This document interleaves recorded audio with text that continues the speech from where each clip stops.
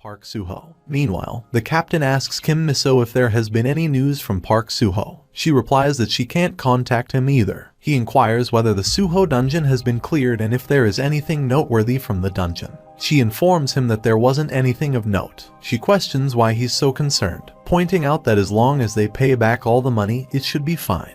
He counters that a level 7 dungeon is about to appear, and she doubts that he would be preoccupied with money at this moment. She presses further, asking what's bothering him, and wonders if there's something she doesn't know. He tells her to think of a way to bring Park Suho back to Korea quickly. She reassures him, saying he doesn't need to worry too much, as he will return once he checks the internet. She mentions that a video was uploaded to the Suho channel on YouTube an hour ago, and shows him the video. She says that Lee Sung-woo has caused a significant incident this time. An announcement expresses gratitude to everyone who participated in the celebration of the successful dungeon clear, since the party is for everyone.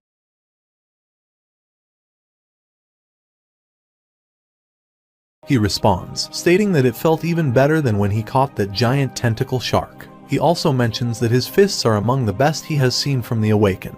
She asks if he has met Sylvia in Russia. He inquires about who Sylvia is. She explains that Sylvia is quite famous among the tamers and that she left everything behind and flew to Russia after hearing about him. She adds that there should have been many tamers like Sylvia who flew to Russia to meet him. He asks why she wants to meet him. She responds that since he's the Dragon Knight, there isn't a single tamer in the world who can tame a wyvern. He takes a sip of his drink and casually says it's easy. She advises him not to rise to the champion's provocation. He asks for clarification, wondering what she means. She explains that it seems he hasn't seen the news yet and proceeds to show him the news about Lee Sung-woo. She tells him that he is currently ranked first in the world, originally Korean, and his real name is Lee Sung-woo. He responds that he doesn't know and has never heard of him. She continues, cautioning him, and emphasizes that this guy is a murderer. She suggests that if he can avoid it, he should not interact with him. She adds that he's the SPFC world's #1. Known for his achievements and globally acknowledged as a hero. She admits that she had honestly wanted to befriend him and once had the chance to talk to him in a friendly setting. But she lost. She praises his strength, even though he lost, and mentions that it was the best match of her life. She recalls seeing something unsettling in his eyes that day. She extends her hand and shows him the result, explaining that she had to undergo 8 major surgeries on her left arm. She goes on to mention that many challengers have died in matches, even when he's winning by a large margin or when they've forfeited. He asks what kind of grudge he has against him to provoke him like this. He watches the news of the attack on Suho's land and is shocked to see that his territory has been attacked. Meanwhile, he dials Park Jun-ho, who asks why they haven't been able to contact him for so long. He responds sharply, telling him to be quiet and to explain what's happening there. He relays that Lee Sung-woo has burst in, and if he doesn't come out, he threatens to kill all of them. 2 of the wolves on patrol have died, but there's no explanation for why the alarm didn't ring when they were attacked. He investigates and discovers that there's no signal. He deduced that the alarm didn't ring due to an error in the status window. With pack members dying, he wonders why the others weren't able to react, whether they were restricted from leaving their assigned area. He questions what the other guys were doing when the incident occurred. Jun-ho responds by asking what he expects them to do against Lee Sung-woo, emphasizing that he's ranked #1 in the world.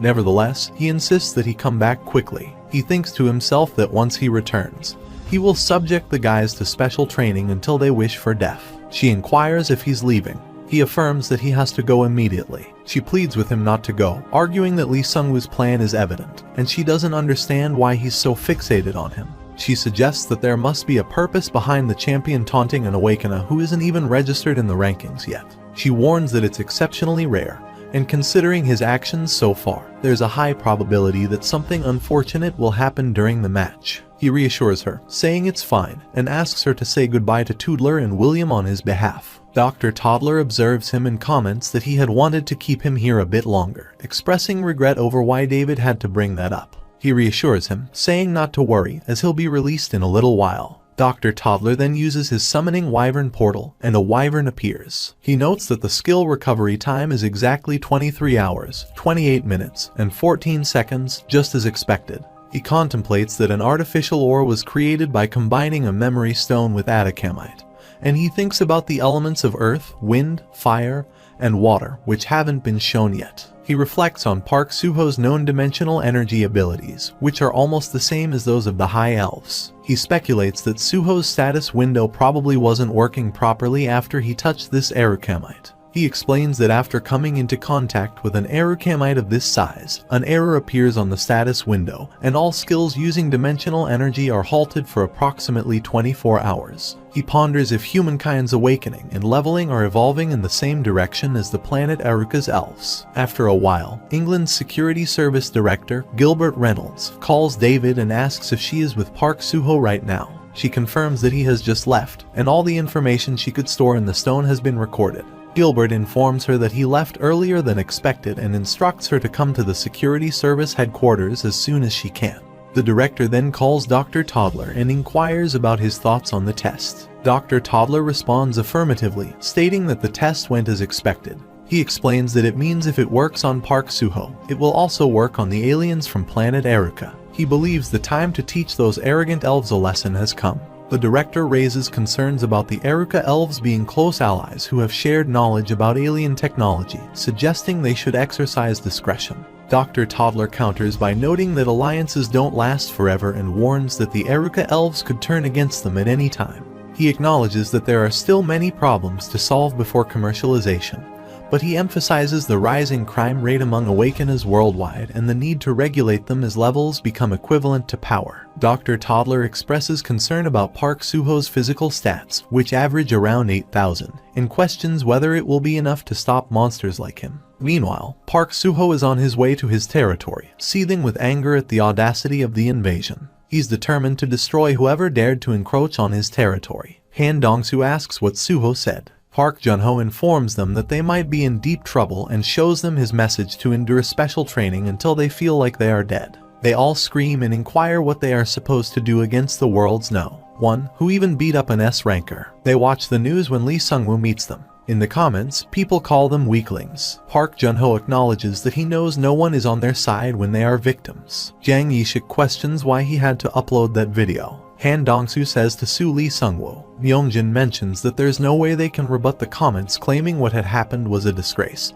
and they should always remain calm in the face of danger. Park Jun-ho warns that when he comes back, they should know that they won't be safe, and he is really angry. Myungjin suggests that everyone temporarily withdrawing from the guild to weather out this storm could work. Jang Yishik inquired about what the bureau said. Han Dong-soo replies that they said it's a pity. He gets angry and mentions that a foreigner illegally entered the country and trespassed into a guild's territory. Not only that, he even attacked them and caused damage, but they won't do anything except say it's a pity. He adds that at the very least, shouldn't they catch him and hold him responsible for his actions? Han Dong-soo also mentions that there's an article saying that he returned to Japan. Jang Yishik says he can't stand this and suggests going to talk to the bureau about it. Park Jun-ho speculates that they are probably telling them that things will be troublesome if this becomes an international incident, so they should take care of it themselves. Jang Yishik questions whether Lee Sung-woo is part of the Defense Agency of Japan. He says he doesn't think this can fall into personal vendettas. Myungjin remarks that the ones who are truly humiliated seem to be the government officials, and officials who push the citizens' hardships and responsibilities off on them are truly a disgrace. Jang Yishik adds that it's also shocking that there isn't even a single article on their side when they are the victims here. Han Dong-soo mentions that there is an article that came from America saying the Suho Guild should move to a superpower country that can protect them, like them. Park Jun-ho agrees, stating that this happened not because they are weak, but because their country is weak, and they should have emigrated a lot sooner. They recall the moment when Lee Sung-woo came to them and threatened to bring Park Suho in within 10 days, otherwise they would all die by his hands. Han Dong-soo insists on waiting until Suho comes back, and he will surely crush that bastard into dust. Park Jun-ho says they also have something they should do before he comes back. After a while, Park Jun-ho and Han Dong-soo are searching for something in the garden. Park Jun-ho mentions that he is certain they buried it somewhere before leaving. At that moment, he receives a call from Kim Miso. She expresses her gratitude for their cooperation until now, mentioning that they were able to finish exploring the dungeons because of their help. He acknowledges that they did sign a contract after all and then cuts the call. He suggests to Dong-soo that they should go inside the beast farm. He points out that those people probably installed listening devices in important places before they left. He says that he shouldn't be too hard on Section Chief Miso as she has always looked out for them. He admits that's true, but there's a saying that one's enemy is usually found close to home. After a while, they reach the beast farm and see the animals playing. Park Junho comments that the family is getting bigger in an ownerless house and asks where he is. Han Dongsu mentions that there's a news article from yesterday, which states that he was seen riding a humpback whale in the South China Sea and catching 4 megalopterodons with an ice vortex. He says that if he's in the South China Sea, then he's almost home. He adds that it seems like he has leveled up a lot while traveling, and to think he froze the sea to kill sea monsters. After a while, they come across news reporting that Park Suho is attacking Tokyo, and they are shocked to see this. He is demanding that Lee Sung-woo come out. The breaking news broadcast announces that the Dragon Knight has suddenly appeared in the middle of Tokyo, and is searching for Lee Sung-woo. They have received a report that he has entered the country illegally. Although the unexpected arrival of the Dragon Knight has disrupted traffic, there hasn't been any major damage so far. The Awakening Federation's criminal task force appears to have arrived on site. They mention that the world's No. 15 and Lieutenant Seiski's Tokyo Team 1 are also on their way to the site. Additionally, they have just received news that the Type 10 Tank Battalion is en route to the Tokyo site, and footage of the unmanned air drone battalion on its way to the site has been sent as well. Meanwhile, in the Japan Ministry of Defense Situation Room, a person reports that Tank Battalion Team 1 is ready, the Combat Drone Battalion is ready, and the Combat Satellite target locked. Daigo, second in command of the Awakeners Federation, informs Kurosawa, Minister of Defense, that Park Suho is someone their people have been working to persuade to join their side. He mentions that Seisuke has also arrived, so for now, they will observe and determine if he's worthy of using their defense assets. On the other side, Seisuke reaches Park Suho and informs him that he is under arrest for illegal entry, causing social chaos, fear-mongering, and other public order violations. He inquires if he is Lee Sung-woo. He identifies himself as Seisuke Kazuhiro from the police department and politely requests him to disembark from the Wyvern and comply peacefully. He warns that if he is not Lee Sung-woo, he should leave immediately. Growing frustrated, Seisuke attacks him and binds him with his magic, instructing him not to move as it will only tighten further. As he prepares to launch another attack, Park Suho delivers a solid punch and throws him away. Park Suho asserts that if his territory is attacked, he will defend it with his life. He acknowledges being scared and praises him for being as strong as the rumors say. He admits that if he hadn't cast a debuff the moment he was hit, his face would have been crushed. He tells him to leave if he knows what's good for him. Seisuke advances to attack again, warning that he will face additional charges of assaulting a police officer. He employs the air vortex power to throw him against a building, leaving everyone shocked. He reiterates his demand for Lee Sung-woo to come out and not send his minions. Meanwhile, Kurosawa, who is watching everything live in his office, remarks that Park Suho is even more amazing than he thought, and he appears to be an even more attractive asset than Lee Sung-woo. Daigo mentions that before this, Park Suho had sent an invitation to them, and they plan to reschedule the meeting as soon as the airlines become safe. On the other side, Park Suho declares that if they don't bring Lee Sung-woo out, he will burn down everything within a kilometer radius. The operator in the Situation Room states that the citizens are in danger, and they have to eliminate the Dragon Knight with the satellite. Kurosawa comments that it's just getting interesting. He asks Daigo why he is so nervous and inquires about what comes next. Daigo responds that Lieutenant Masai is preparing. After a while, Lieutenant Masai arrives where Park Suho and suggests that it would be best if he stops there. He says that he brings Lee Sung-woo out and gives him a 30-minute deadline. He responds that Lee Sung-woo cannot come here right now because he is currently raiding a level 7 dungeon. He asks for details about the location, to which he replies that he cannot meet him right now and that it will take at least 10 days for him to come out. Growing angry, he questions someone who needs 10 days to clear a dungeon, provoking him. He states that he will come back then. He emphasizes that he will have to pay for what he has done today. He insists that it's their fault and accuses them of stealing the youth or eggs of a next when the pack leader goes out to hunt. Then, he flies away with his wyvern. On the other side, Daigo asserts that they cannot simply let Park Suho leave like this as it would result in international humiliation. Kurosawa responds that it's even more humiliating to use the full force of the defense army against a single Awakener. He suggests that since Park Suho mentioned he's coming back, they should request Urumakazue to escort him until the air defense identification zone with the F-35. Meanwhile, Park Suho notices a black portal and wonders if it's the gateway to the planet Gutchin. On the other side, in Suho's land, they are all happy to see the news about Park Suho declaring war against Lee Sung-woo. The news reports that Lieutenant Seisuke, who lost consciousness from a single strike while attempting to arrest Park Suho, has been transported to the ICU due to a concussion. They mention that the Japanese government has categorized this incident as an attack and threat against Japan. They have requested Park Suho to be extradited into their custody, otherwise they will declare war against Korea. As a result, the ministers who have entered an emergency meeting have not yet made a statement. After a while, they hear Gunwoo's voice filled with excitement as he greets his uncle Park Suho. He asks where his dad and uncles have gone. He explains that they were guzzling down alcohol while watching TV in the office. He enters the office, and they are all shocked to see him. Angrily, he questions what they are doing, and in response, they all start running from there. Meanwhile, in an emergency meeting of ministers, there is a heated argument among them, with some siding with Lee Sung-woo and others with Park Suho. At that instant, the president of South Korea arrives and asks if Lee Sung-woo and Park Suho know each other. The assistant secretary of state reports that there is not a single point of contact between them. The president then inquires why Lee Sung-woo did something like this. He mentions hearing that Lee Sung-woo was the one who initiated the conflict and questions why someone who betrayed their country is picking a fight with Park Suho. The Awaken Bureau director offers two possible explanations. The first is that Lee Sung-woo became jealous of Park Suho's recent and swift rise to fame outside the country. The president turns to the Minister of National Defense and asks if they can win a conflict against Japan.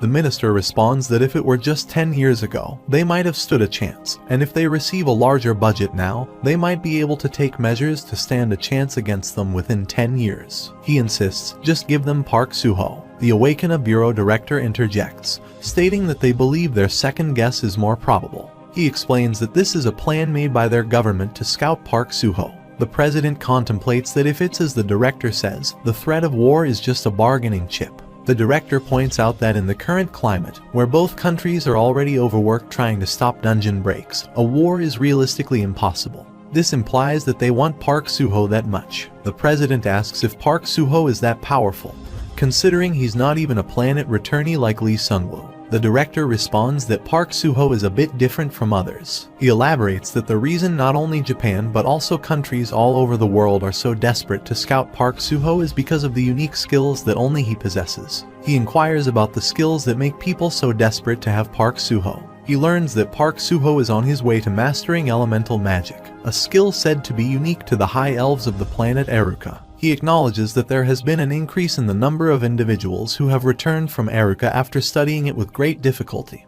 but none of them possess the ability to perform area magic. He explains Park Suho is like a lottery ticket that can earn them a huge sum of money. The president agrees, stating that if it's a substantial amount, they must protect him even if it means going to war. He then instructs the Minister of Justice to put Park Suho on the list of VIPs and forbid him from leaving the country. After a while, the news reports that the government had declined Japan's request for Park Suho's extradition. Kim Miso and the director are in the car, and Kim Miso remarks that, in the end, it was about the money. The director asks why she is acting like that and who she thinks was the one who stopped him from being deported to Japan. He instructs her to tell Park Suho that they will raise the Suho Guild to level 6 soon, and they will need to focus on increasing the farmlands to cover all of the Gyeonggi regions, and this way, Korea will become the world's granary instead of Eruka. She mentions that they were contacted by Mr. Max, and they have agreed to meet on Suho Land tomorrow. Meanwhile, in Seoul, Area 2's Grasshopper Dungeon,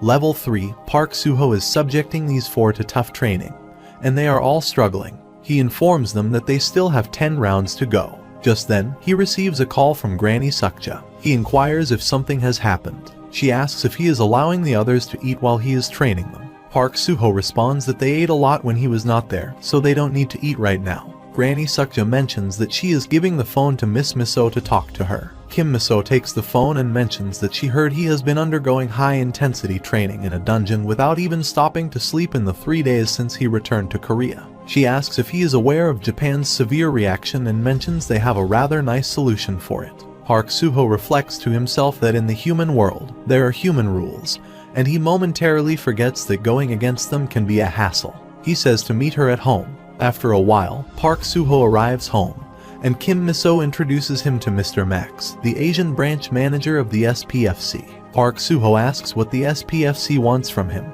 He explains that not long ago, the champion Lee Sung-woo challenged him to a match by name and claimed that Park Suho is nothing, and he doesn't even need one hand to beat him. He acknowledges that he recalls something like that but wonders why Lee Sungwoo would do something like that. He elaborates that it's all about earning money. If the match were to happen, an astronomical amount of money could be earned. He advises him not to think about it too much and just agree to it. He adds that if he agrees, he can prevent the war from happening and earn a huge sum of money, killing 2 birds with 1 stone. He reflects on when David warned him that Lee Sungwoo is a psycho murderer and advised him not to interact with him if possible. He mentions that he can legally kill Lee Sungwoo if he agrees. He requests a clear explanation of the SPFC rules, emphasizing that they won't hold him at fault for any accidental deaths, and they do not condone murder. Kim Miso assures Mr. Max that she will contact him again after discussing things with Park Suho. Mr. Max expresses his hope that they make the correct choice and leave. Kim Miso reassures Park Suho that if he doesn't feel like agreeing, he doesn't have to. She says that the war won't break out. However, Park Suho expresses his strong desire to do it. She points out that Japan's intentions are straightforward, either appease him or eliminate him. He asserts that he doesn't care about Japan's reasons. He simply wants to beat Lee Sungwoo since it's not against the law. She inquires about his thoughts on donating the proceeds of the match to Japan, emphasizing the importance of appeasing Japan before the match. He responds with an affirmative. She mentions that she will inform Mr. Max of this idea. Then, she takes out some documents and reveals that there's one more thing to discuss, an official order that has come from the government. She hands him a document and announces that there is a general assembly of all guilds once a year. During this event, all the large guilds at level 6 gather together. She states her intention to invite him there. He inquires why he's being invited when his guild hasn't reached level 6 yet. She informs him that the Suho Guild has officially achieved level 6 status and presents him with a level 6 shield to congratulate him. She also explains that this is the certificate awarded by the Bureau, and that the entire Uijeongbu region will be entrusted to him, along with autonomous rights over the territory. Furthermore, she mentions that once the infrastructure has been established and people begin to settle in, the government will designate all the land managed after a while. He presents the document, and Park Junho remarks that these people ignored them when they were facing difficulties.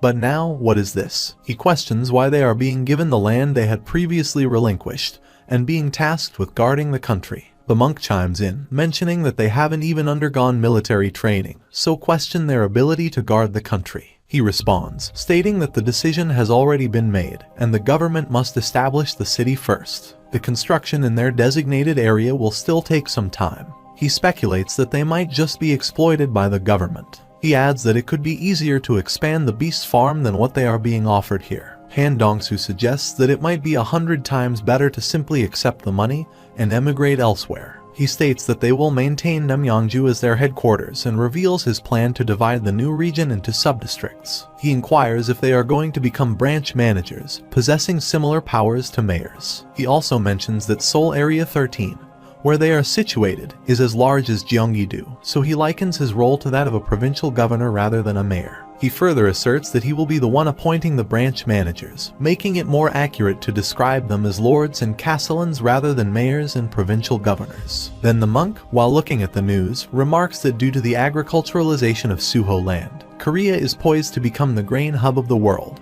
resulting in astronomical income. However, he questions whether they can compete with Eruka's agricultural industry, which boasts several trading gates worldwide. He points out that Eruka's products are costly, and there are too few gates to meet all the planet's needs. Therefore, he suggests that they are targeting the niche market. He states that if this venture succeeds, Suho will become a lord with a territory generating a substantial income, and they will be the castellans responsible for safeguarding that land.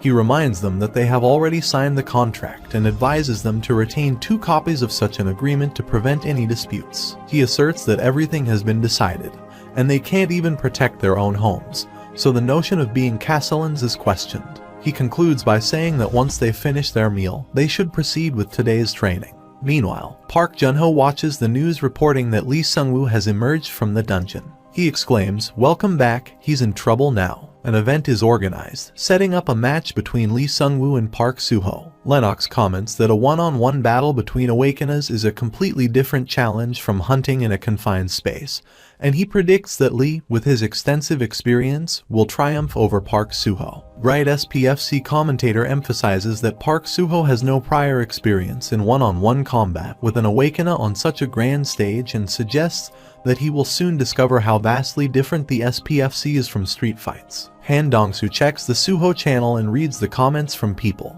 Excitedly, he remarks that he doubts they would have earned as much money even after raiding a level 5 dungeon 100 times. However, his mood changes when he comes across the news that Park Suho has donated the entire 240 billion fight money to Japan.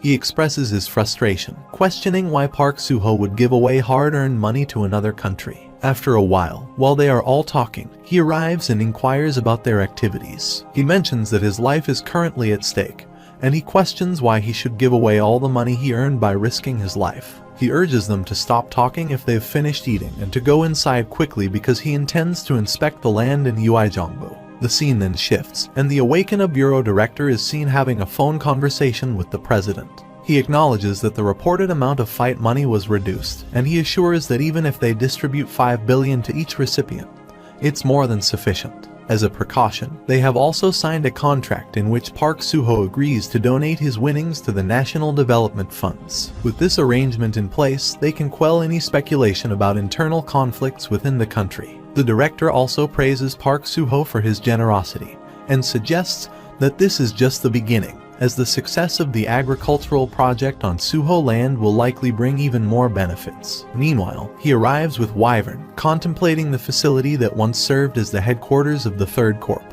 which is presently in the process of relocating. He believes that with some expansion and renovation, it should be capable of accommodating around 1,000 people. Kim Miso is already present to greet him and inquire about his perspective from above. He responds that it appears suitable and that planting within a 4-kilometer radius of this location should work well. She informs him that once he has demarcated his territory, she will submit it for approval. He utilizes tree spirit power to mark his territory. On the other side, the reporter greets all the martial arts fans and announces that they are on the Worldwide Martial Arts channel. He mentions that there are only 15 days remaining until the Battle of the Century, featuring champion Lee Sung-woo against rookie Park Suho. Wright and the Sidekick channel team have prepared some footage of an interview with both the champion and the challenger. Earlier this morning, they strategically planned to meet Team Lee Sung-woo in front of the level 7 dungeon in Osaka. He approaches Lee Sung-woo and inquires about how he's preparing for the match against Park Suho. He responds that he doesn't have time to prepare for it. He explains that the number of level 7 dungeons is about to increase significantly, and there is no time for rest as they must act for the sake of humanity's peace. After a while, he approaches Park Suho's team and inquires if they are the members of Team Suho, including the individuals referred to as the Four Stooges. He introduces himself as a sidekick and asks them about Sidekick Channel, inquiring whether he could interview with Park Suho. Han Dong-soo suggests trying to find Park Suho in Uijeongbu, as he is likely involved in planting trees at the moment. Meanwhile, Akiko sits in JR Hotel, attempting to gain access to Park Suho's profile. After some time, she successfully gains access. The news reports that DGB Construction has started transporting building materials to Uijeongbu for construction on Suho land. There are only 2 days left until the match, but Park Suho is still in seclusion within Suho land and has not yet arrived in Japan. On the other side, Akiko sits with Lee Sung-woo in the Tokyo Top City Hotel. She asks him what he's thinking. He ponders how he should deal with Park Suho if he doesn't show up. She expresses doubts about it being easy. She mentions that she checked top-secret information from Korea's Awakena Bureau, revealing that according to records, Park Suho returned after spending 1,000 years on another planet. He questions if he regressed multiple times over 1,000 years. She clarifies that no, she doesn't believe he's using a regression stone like him. He insists that it's impossible to live for 1,000 years without using a regression stone. She explains that, according to the records, he returned after spending 10 years on another planet. However, the passage of time on that planet is twice as fast as on Earth. If Park Suho spent 500 years regressing on Earth, then spending 1,000 years on a planet not temporally tied to Earth is not impossible. She adds that this also explains why he has never met Park Suho, as he regressed 20 years 25 times. He wonders if, in the absence of a regression stone, Park Suho drank from the fountain of eternal youth or something similar. She shares her findings, mentioning a rare item known as the Crimson Divine Peach. She explains that it's an exceptionally rare item that appears only once every 1,000 years on one of the planets and vanishes after 10 days, and it's considered a divine fruit that grants eternal youth and immortality to whoever consumes it. She expresses her concern that Park Suho might have lived even longer than him. He asserts that whoever his opponent is, he can't allow anyone who obstructs his plans to remain alive. On the other side, the commentator reports that 3 hours before the start of the match, the stadium is buzzing with excitement. But there's news that Park Suho still has not arrived in the country. He questions whether Park Suho has truly given up on the match. The commentator Masuda chimes in, emphasizing that even if it's just an event match, it shouldn't be easy for a rookie, especially considering it's his first match against the SPFC champion. They highlight that the Korean government bears all the responsibility for the pre-match inspection, implying that both Park Suho and the Korean government should take responsibility and issue an apology. Meanwhile, Lee Sung-woo inquires Akiko if there is still no news about Park Suho. She responds that according to the news from Korea, Suho Land was recently expanded to Uijeongbu. He thinks to himself that Park Suho indeed has an uncanny ability to foresee the future, as the first place where a level 7 dungeon opens in Korea is Uijeongbu. He reflects on how the combat unit that audaciously challenged the level 7 dungeon when it first appeared was obliterated, leading to a catastrophe in which Korea lost half of its total S-rank awakeners. Ultimately, they couldn't prevent the dungeon break, and due to the massive explosives used to combat the level 7 monsters, Uijeongbu was reduced to ashes. He believes that soon there will be numerous dungeon breaks across the continent, with the monsters advancing from North to South Korea, causing the complete collapse of South Korea. He understands that the Korean government is attempting to prevent this outcome by pushing Park Suho forward. On the other side, the commentator announces that there are only 7 minutes left before the match begins. According to the rules, players will be disqualified if they do not arrive at the arena an hour before the match. However, there is uncertainty about whether Park Suho can make it within the remaining 7 minutes. Just then, the sound of a wyvern is heard, and to everyone's surprise, Park Suho has arrived. The commentator exclaims that Park Suho has defied expectations by appearing in Tokyo Stadium on his wyvern, causing excitement among the audience. After a while, Park Suho lands and sends his wyvern back into a portal. He inquires about the large crowd and the whereabouts of Lee Sung-woo. The commentator informs that it appears he is searching for Lee Sung-woo in the arena, and as soon as he calls out Lee Sung-woo's name, the spectators in the stands start shouting in response. Meanwhile, Lee Sung-woo is in a room with Akiko. He says that he is heading out. She attempts to stop him, but he reassures her not to worry, stating that he will win and return safely. Lee Sung-woo arrives in the arena and asks Park Suho if he'll allow him to ask a few questions before he kills him. He inquires if he is a survivor of the apocalypse. He responds by asking what the apocalypse is. He continues, questioning if there was another regression stone and how many years he can regress with the one he possesses. He further inquiries about the nature of a regression stone. The commentator sends a transmission drone near them to capture their conversation. He taunts him, suggesting that he must find it enjoyable now that he has returned to the past, feeling like he has the world at his feet. He asks if he has come back to the past. Lee Sung-woo attempts to attack him, but Park Suho retaliates by hitting him in the face and throwing him aside. This sudden turn of events leaves everyone in the stadium and those watching the live broadcast in a state of shock. The commentator remarks that Lee Sung-woo appears to have sustained significant damage and is not displaying any immediate response. He continues to approach slowly, and Lee Sung-woo is now in a precarious situation. He approaches him closely and instructs him to get up. He questions how someone with the title of champion can be so weak. He manages to rise to his feet, noticing that his nose is bleeding, and wonders if he was struck by magic. He comments on the necessity of humility and says an ant has a queen and a frog in a well. With frustration, he attempts to attack once more, but Park Suho effortlessly punches him, employing tornado power to launch him into the air and following up with a fire fairy shower. The commentator, witnessing this one-sided beating, expresses disbelief at the unexpected turn of events. The shock is palpable among the spectators. Park Suho firmly grasps Lee Sung-woo by the neck, insisting that he not feign death because he knows Lee Sung-woo is still conscious. The status window displays Lee Sung-woo's HP at 25%. Park Suho decides to inquire as well, asking why Lee Sung-woo sought him out. Lee Sung-woo responds that he wants to kill Park Suho.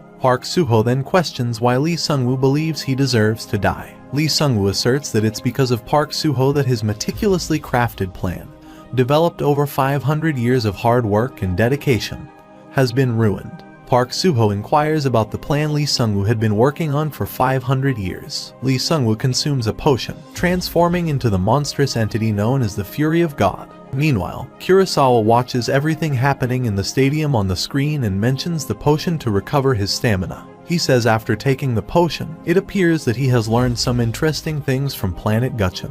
When Lee Sung-woo transforms the Fury of God, everything is destroyed in the stadium. People are badly injured, and even Akiko is injured. He uses a skill so lethal and powerful that the human body can't handle it, so he has to call on the physique of a monster. Astonishingly, he used this skill, which he had been saving for the level 8 boss, Toad Monarch, on a human like that. Park Suho also sustains some head injuries but gets up again and expresses surprise. He believes he was able to survive that ultimate move and asks what item Lee Sung-woo is using to be so strong and what he used to regress. Lee Sung-woo replies that he doesn't understand what he means by regressing and this isn't an item, it's a skill called Forest's Blessing. He explains that a mere skill can replace an elixir. He asserts that it's an elixir grade skill and that it completely recovers lost stamina and mana within 5 seconds. Meanwhile, he launches a fierce attack on his opponent, hurling him aside, and remarks that it seems like the planet may face destruction because of him. His opponent retorts that his 500-year plan has been thwarted by him, signifying that the planet's demise is now attributable to him. Consequently, the blame for the planet's destruction falls on him, and he should meet his end at his hands. He inquires if his adversary comprehends how he reached this juncture. With a swift kick and a forceful throw, he asserts that his adversary is simply deranged. He believes that it's remarkable that there's a human he cannot defeat, even after undergoing a monstrous transformation. Nevertheless, he perceives no prospect of reversal, and it doesn't concern him. He continues to pummel his opponent mercilessly, all the while stating that the ruin of his plan wasn't caused by him. He resolves to enlighten him about reality from this point forward. He privately thinks that his adversary should continue talking, divulging all of his knowledge, as in the subsequent setback, he will absorb all of his power, even assimilating his soul. He proclaims that the world's savior must be him. Then Park Suho transforms, becoming a black wolf, and delivers a powerful punch that reverts his adversary into a human, causing his stone replica to shatter. He transforms once more, this time into an eagle, and approaches him. He inquires about his thoughts, asking if he can now perceive the real world. He asserts that the reason he couldn't save Earth over such an extended period is simply due to his weakness. He issues a warning, advising him not to ever trespass into his territory again, as if he does, he will genuinely end his life. He points out that 95% of humankind will perish in the impending apocalypse, and he will meet the same fate soon. His adversary retorts, questioning why his past must determine his future. He privately reflects that there is no future for someone like him who dwells in the past. Choi Soo-young is watching a match, and the commentator mentions that even though Lee Sung-woo has collapsed, Park Suho has transformed into an eagle and flown toward him. She recalls the incident at the hospital where he told her they couldn't be together because she was still too weak. She contemplates that if their strengths aren't balanced, one side will inevitably break. On the other side, Park Suho secured victory and donated all the money to Japan. The families of the injured individuals collectively filed lawsuits against Lee Sung-woo, who remained unconscious for a week. During this time, he experiences a dream in which Park Suho warns him. He abruptly wakes up and questions how much time has passed. He reaches for his phone and starts watching the news, but Akiko arrives and snatches his phone away, cautioning him not to look because people are only shocked by his defeat. She asks if he's alright, and he replies that he wants to be alone for a while. She agrees but informs him she'll be taking the phone, and what he needs right now is complete stability. He rises from his bed and gazes out of the window, where people are protesting outside the hospital. He muses that these were the people who always used to follow him around, and no matter how much he dedicated to them, they remained the same. Then, he looks at his stone of replica and laments that if he had held on a bit longer, he could have copied everything. He reaches for his regression stone and explains that with it, he can return to Earth from 20 years ago. Given the current circumstances, he concludes that there's nothing else he can do but go back 20 years and eliminate Park Suho. He mentions that he can activate the regression stone in about 2 years but is considering upgrading it to level 3. Meanwhile, Nobuyusuke and his friends enter his room. They inquire if he has woken up and if he is alright now. He asks them what's wrong, and they respond that it's an order from the bureau to bring him along. He expresses surprise, stating that he didn't receive any notice. He questions Toshihiro and Yuichi about why they are here, and they explain that they were also summoned and happened to meet on the way. He reflects on how all the S-rank awakeners in Tokyo have gathered at the summons of the bureau. He instructs them to wait outside while he gets ready. They agree but insist he should come along quietly, mentioning Shimizu and Rokuto waiting outside the door. He scoffs, wondering if they believe that just the 5 of them can defeat him. Nobusuk urges him, saying that it's just a simple investigation and he only needs to go there for a while. He contemplates that on the day of the match, the defense agency should have recorded his entire conversation with Park Suho, and they are probably curious about the items in his inventory. He asks if they are also coveting the regression stone and planning to lock him up and torture him. Nobusuk clarifies that it's not like that. It's because of the missing items from the reports. Toshihiro suggests that if there's something like that, then it's right to use it for the good of the citizens. This infuriates him, and he declares that they have crossed the line, and Japan will soon realize the consequences of their mistake today. After a while, they launch an attack on him, and he activates the Fury of God, countering their assault. He challenges them, asking if he appears weak just because he lost once. He threatens that if a single one of them makes a move, Toshihiro's neck will snap. They plead with him to stop, but he insists on knowing who gave the order. He learns that it's the Commissioner's order, Commissioner Takeo of the Supernatural Bureau. He reflects on Takeo, a patriotic man who primarily values bloodlines. For someone so opposed to Korea, Takeo was likely uncomfortable cooperating with him all along and had been waiting for him to fail, seizing the opportunity as soon as this incident occurred.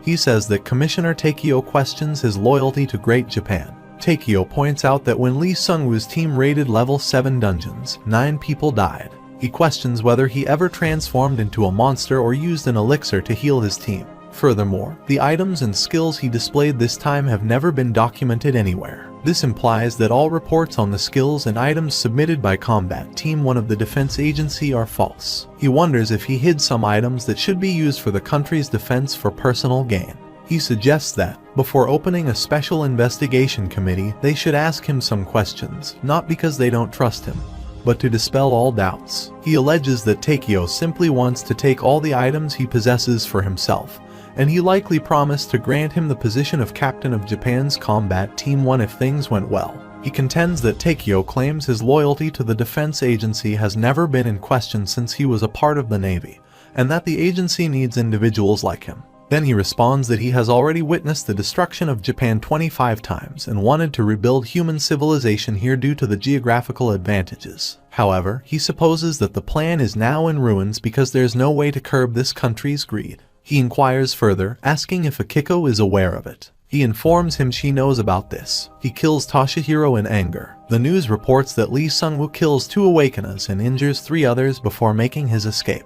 Meanwhile, in Japan's Supernatural Bureau, Commissioner Takeo expresses his distrust in helping others, citing the incident involving Lee Sung-woo. He believes that they took in a man abandoned by Korea and turned him into a hero, only for him to turn against them at the slightest provocation. Takeo suspects that Lee Sung-woo might have been a spy planted by Korea from the very beginning. He sees this incident as an opportunity to eliminate any threats within their country and replace them with pure-blooded heroes. He instructs Kitano to contact all broadcasting stations and the press to schedule a briefing about Lee Sung-woo in the conference room within 2 hours. The news reports that Park Suho has established himself as the world's strongest individual in his new location in Uijin, and the Suho Guild has experienced a surge in its membership.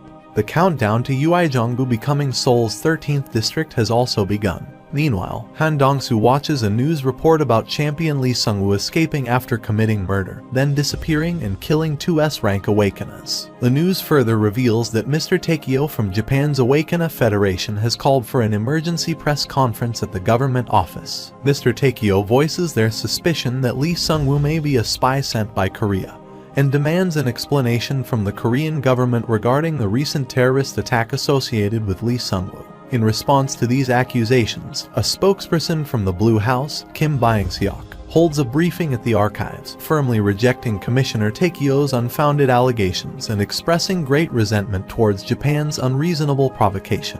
After observing all of these news reports, Han Dong-soo expresses doubt that someone who was severely beaten by Suho would come to their location. He decides to search for Suho in case Lee Sung-woo arrives when Suho is absent, as he did last time. After a while, Han Dong-soo notices something familiar in the sky, and a new member of the Suho Guild screams and starts running from the side. Han Dong-soo realizes that he may have arrived and begins running as well. Jang Yishik arrives and asks where they are going. Han Dong-soo explains that he believes Lee Sung-woo has arrived. He says that he received a report from the detection team about a nearby portal, so he was on his way to investigate. They see a new portal opening, and it appears to be quite strong. They check the status window, which indicates that it's a level 7 dungeon with dimension energy measuring 7530, and the potential break in 42 days. Shocked by this revelation, they realize the gravity of the situation. Park Junho considers the fact that even with Park Suho, their focus on becoming the 13th district led them to admit people without thoroughly assessing their capabilities. In the event of a dungeon break, this place could be destroyed, and the safety of everyone cannot be guaranteed. They are left uncertain about what to do next. Byungjin suggests that they should relocate before the dungeon potentially breaks. Park Junho expresses doubts, believing that Suho may not allow them to leave, and if he is present, he might insist on keeping them here. Jang Ishik questions Suho's whereabouts during such a critical moment.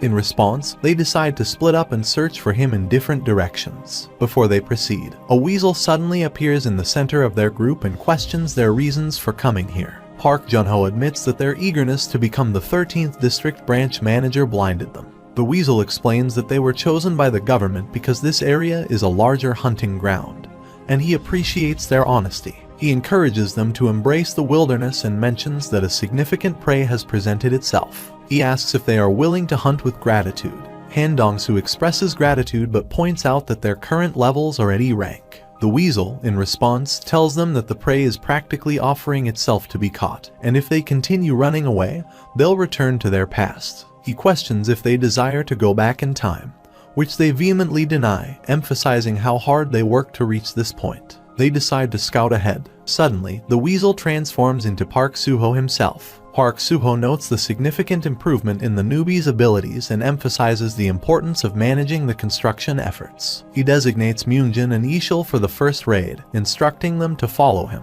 Han Dongsu expresses regret that his name wasn't included in the very first raid of a level 7 dungeon in Korea, lamenting the missed opportunity. He decides he will join the raid as well. They enter the level 7 dungeon, and it's an undead land. They are being attacked. Meanwhile, the news is being broadcast that after the event in Japan, a level 7 dungeon has finally appeared in Korea. It is the 8th level 7 dungeon in the world and the 2nd in Asia. Major foreign media outlets are saying that it was something expected to happen, and it has been reported that the international airport is currently in chaos due to people trying to escape.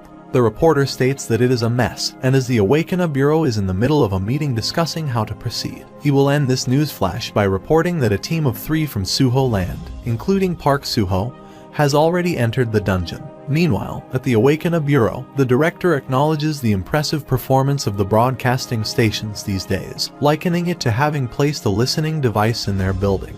He inquires whether they reported entering the dungeon as soon as it appeared. He mentions that Park Suho, Han Dongsu, and Jang Yishil are currently inside. A gray-haired individual inquires why he brought those two with him. The bespectacled one explains that Han Dongsu possesses the video memory skill. The director suggests that they should at least create a video recording for the following teams. The bespectacled one responds by noting that there are already numerous videos of people clearing level 7 dungeons from foreign countries on the internet. The director then asks about the preparations of the combat teams. One gray-haired individual reports that all 13 teams within the Bureau are currently awaiting orders. However, even when considering the best within the Bureau, they still have only a few A-rank Awakenas, with the majority being B-rank. Another person adds that, furthermore, time is too limited, and they must clear the dungeon 88 times within 42 days to prevent it from collapsing. The bespectacled one checks something on a tablet and mentions that Lee Sungwoo's team set a record of 8 days, given that the time inside the dungeon is usually twice that of Earth's. This essentially means that clearing it takes an average of 20 days. The director observes that this implies they need to clear it twice a day. The gray-haired person, referring to the data, suggests that they need to evacuate the country. The bespectacled one asks if they shouldn't send a request for cooperation to the guilds and attempt to somehow halt it. He proposes the idea of evacuating people from Uijeongbu Suho Land and stationing personnel at the Seoul defense wall in preparation for the dungeon's collapse. The director remarks that everyone will perish if a second level 7 dungeon appears within Seoul. He inquires about Suho Guild's wall of trees, wondering if it's quite strong. He points out that even if they can confine the monsters behind the defense wall, there's nothing the guilds in the country can do if a second or third level 7 dungeon emerges. The director believes that as long as the level 7 dungeon in Suho Land is taken care of, it will be the safest place on the planet. He asks if Section Chief Kim Miso is at Suho Land and suggests they call her to assess the situation on site. After a while, they observe Suho land with a drone to find Kim Miso, and comment it's quieter than expected, and it also appears that the construction is still ongoing. They observe that the infrastructure construction is being carried out by DGB Construction. They notice a child riding a wolf, and the workers are eating peacefully. They wonder if they are playing war games and question if this is Korea, as it appears like another world. The director asks if the drone's location is truly Uijeongbu Suho land. He inquires about the whereabouts of Section Chief Kim Miso and locates her through the drone. He remarks that it looks like the soldiers' dormitory building and is surprised to see her sunbathing. She gets up and asks who he is, prompting the director to inquire if she is Choi Suong. She explains that it's lunchtime and she is just taking a break, apologizing for any inconvenience. He then asks her to provide a brief update on the situation on site. She explains that there was some unrest when the level 7 dungeon first appeared due to the evacuation manual. But after Park Suho's team went to raid it, things calmed down. She mentions that 3 hours after the dungeon's appearance, the infrastructure construction is proceeding as planned, with Park Junho, the vice guild master of Suho Guild, overseeing everything, and Monk Myungjin, a guild member, training recruits. He asks if there is anything else she is curious about. The director notes that the entire country of Korea is in a panic, but that place feels like a different world. General Manager Choi enters the room and informs them that the Ministry of Defense has deployed Sun Jinwoo's 707A Special Forces unit to Uijeongbu. The director approves of this decision, emphasizing that even if a dungeon break occurs, they must do their best to prevent it, and expresses hope in Park Suho. He instructs them to retrieve his combat gear, as he will now be the on-site commander for the level 7 dungeon.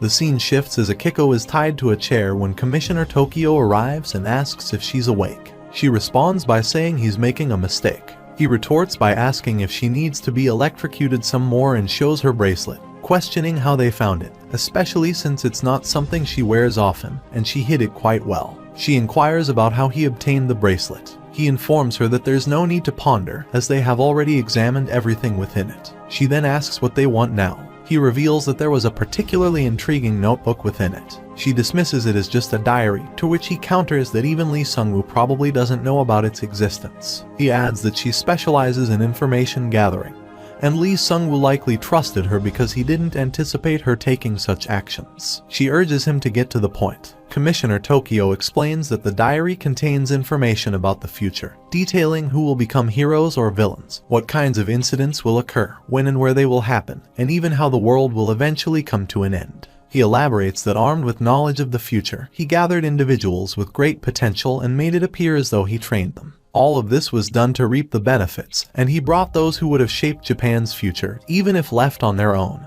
into his team, making them look up to him. Consequently, he rose to become the champion and the country's hero, with the citizens revering him as such. He credits this achievement to the regression stone he possesses. Akiko finally asks if that's what he wants to know in the end. He responds by urging her to reveal where he is hiding, promising to grant her what she desires. She says she does not know. A person watching them from a glass wall informs Takeo that she's telling the truth. Takeo says it would have been great if she'd known. She says it would have been great if they hadn't made Lee Sung-woo their enemy. He says she will be locked up in the Awakena exclusive prison, and she will meet a sad end while trapped there. She says she doesn't think he has the time to worry about others right now, and Lee Sung-woo will probably want to meet him. After a while, an operator shows Takeo a video of Lee Sung-woo and says this is the last video because he has gone underground. He states that they are currently trying to track him down with drones. He explains that Lee Sung-woo is a villain who is attempting to overthrow them by luring Korean Awakeners and citizens to his country. He emphasizes using all possible means to locate him and make him accountable for his crimes. He believes that Lee Sung-woo certainly has a regression stone in his inventory. Meanwhile, on a beach, Lee Sung-woo is seated, watching the news on his phone.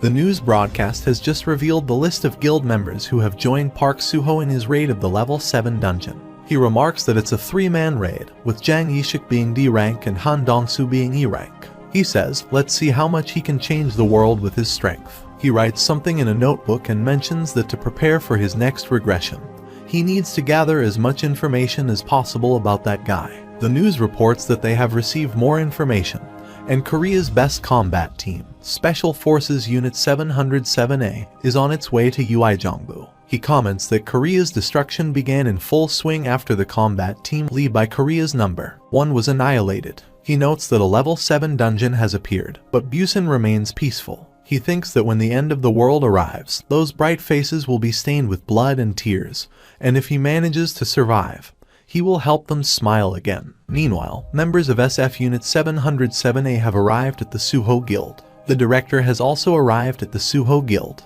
Park Junho and Kim Miso see the director, and she asks why he is here. He responds, what does he think and how could he just sit calmly in the office when the country is in the middle of a crisis? He meets Park Junho and explains that to ease their citizens' anxiety, the Awaken Bureau and the Ministry of Defense have decided to fully support the Suho Guild in any way they can. Park Junho expresses Park Suho's dislike for outsiders entering the territory like this. The director acknowledges this but emphasizes that the appearance of a level 7 dungeon is not the Suho Guild's problem. He states that it is a national crisis, and it is not just the Suho Guild's duty to clear it. She says she will do her best to explain things to Park Suho when he comes out, and they are willing to pay an appropriate amount for using the dungeon. After a while, Kim Miso stands alone with the director. She inquires about the reason for his presence. He responds by asking what she means by that question. He asserts that the director of the bureau should not remain inactive during a national crisis like this. She questions whether he evacuated to this location because it appeared to be the safest. He challenges her perception of him and instructs her to cease the nonsensical talk and set up his place at the command post. He explains that they will be temporarily transferring all available aces to join them, including Choi Soo-young from the detection team. He emphasizes that Choi Soo-young should be in the barracks at this moment. He then inquires about the claim that the defensive wall of trees in this area cannot be breached, not even by a missile. She responds that she is uncertain and suggests that he try it himself. After a while, Sun Jinwoo informs Park Junho that they should not create any difficulties for him. He proposes that if he is willing to permit it, they will establish their post in that location. He believes that the man of Iron Fist, who turned down a blank check from the Shilla Guild out of patriotism rather than a desire to avoid trouble, appears to be doing this because he does not wish to accept any assistance. He adds, let him do as he wishes. He also requests that they ensure the paths of the soldiers and civilians do not intersect, as the soldiers might be somewhat sensitive due to the impending raid. After a while, a healthy soldier has his food and remarks that he believes this place is where trash accumulates, except for Park Soho, but the food is exceptionally good. His friend points to the granny cutting food and mentions that she is cooking in a hurry because the food prepared for 200 people doesn't appear to be sufficient. Just then, he is struck by a newcomer from the Suho Guild and becomes angry. He seizes the newbie's collar and shouts at him. Meanwhile, Gunwoo pilfers the bread and attempts to escape while striking his face. Granny Suksha becomes angry and hurls the knife, saying that she had warned him not to touch the bread since they don't have enough. However, he leaps out of the window and offers the bread to their monkey friends. Healthy Soldier spots him from the window and inquires about his identity. His friend replies that he is Park Suho's nephew. He mentions that his movements resemble those of an awakened monkey. He remarks on how coldly Granny throws those knives and expresses his anger, saying that the knives were headed straight for him. His friend explains that it's because he was causing a scene.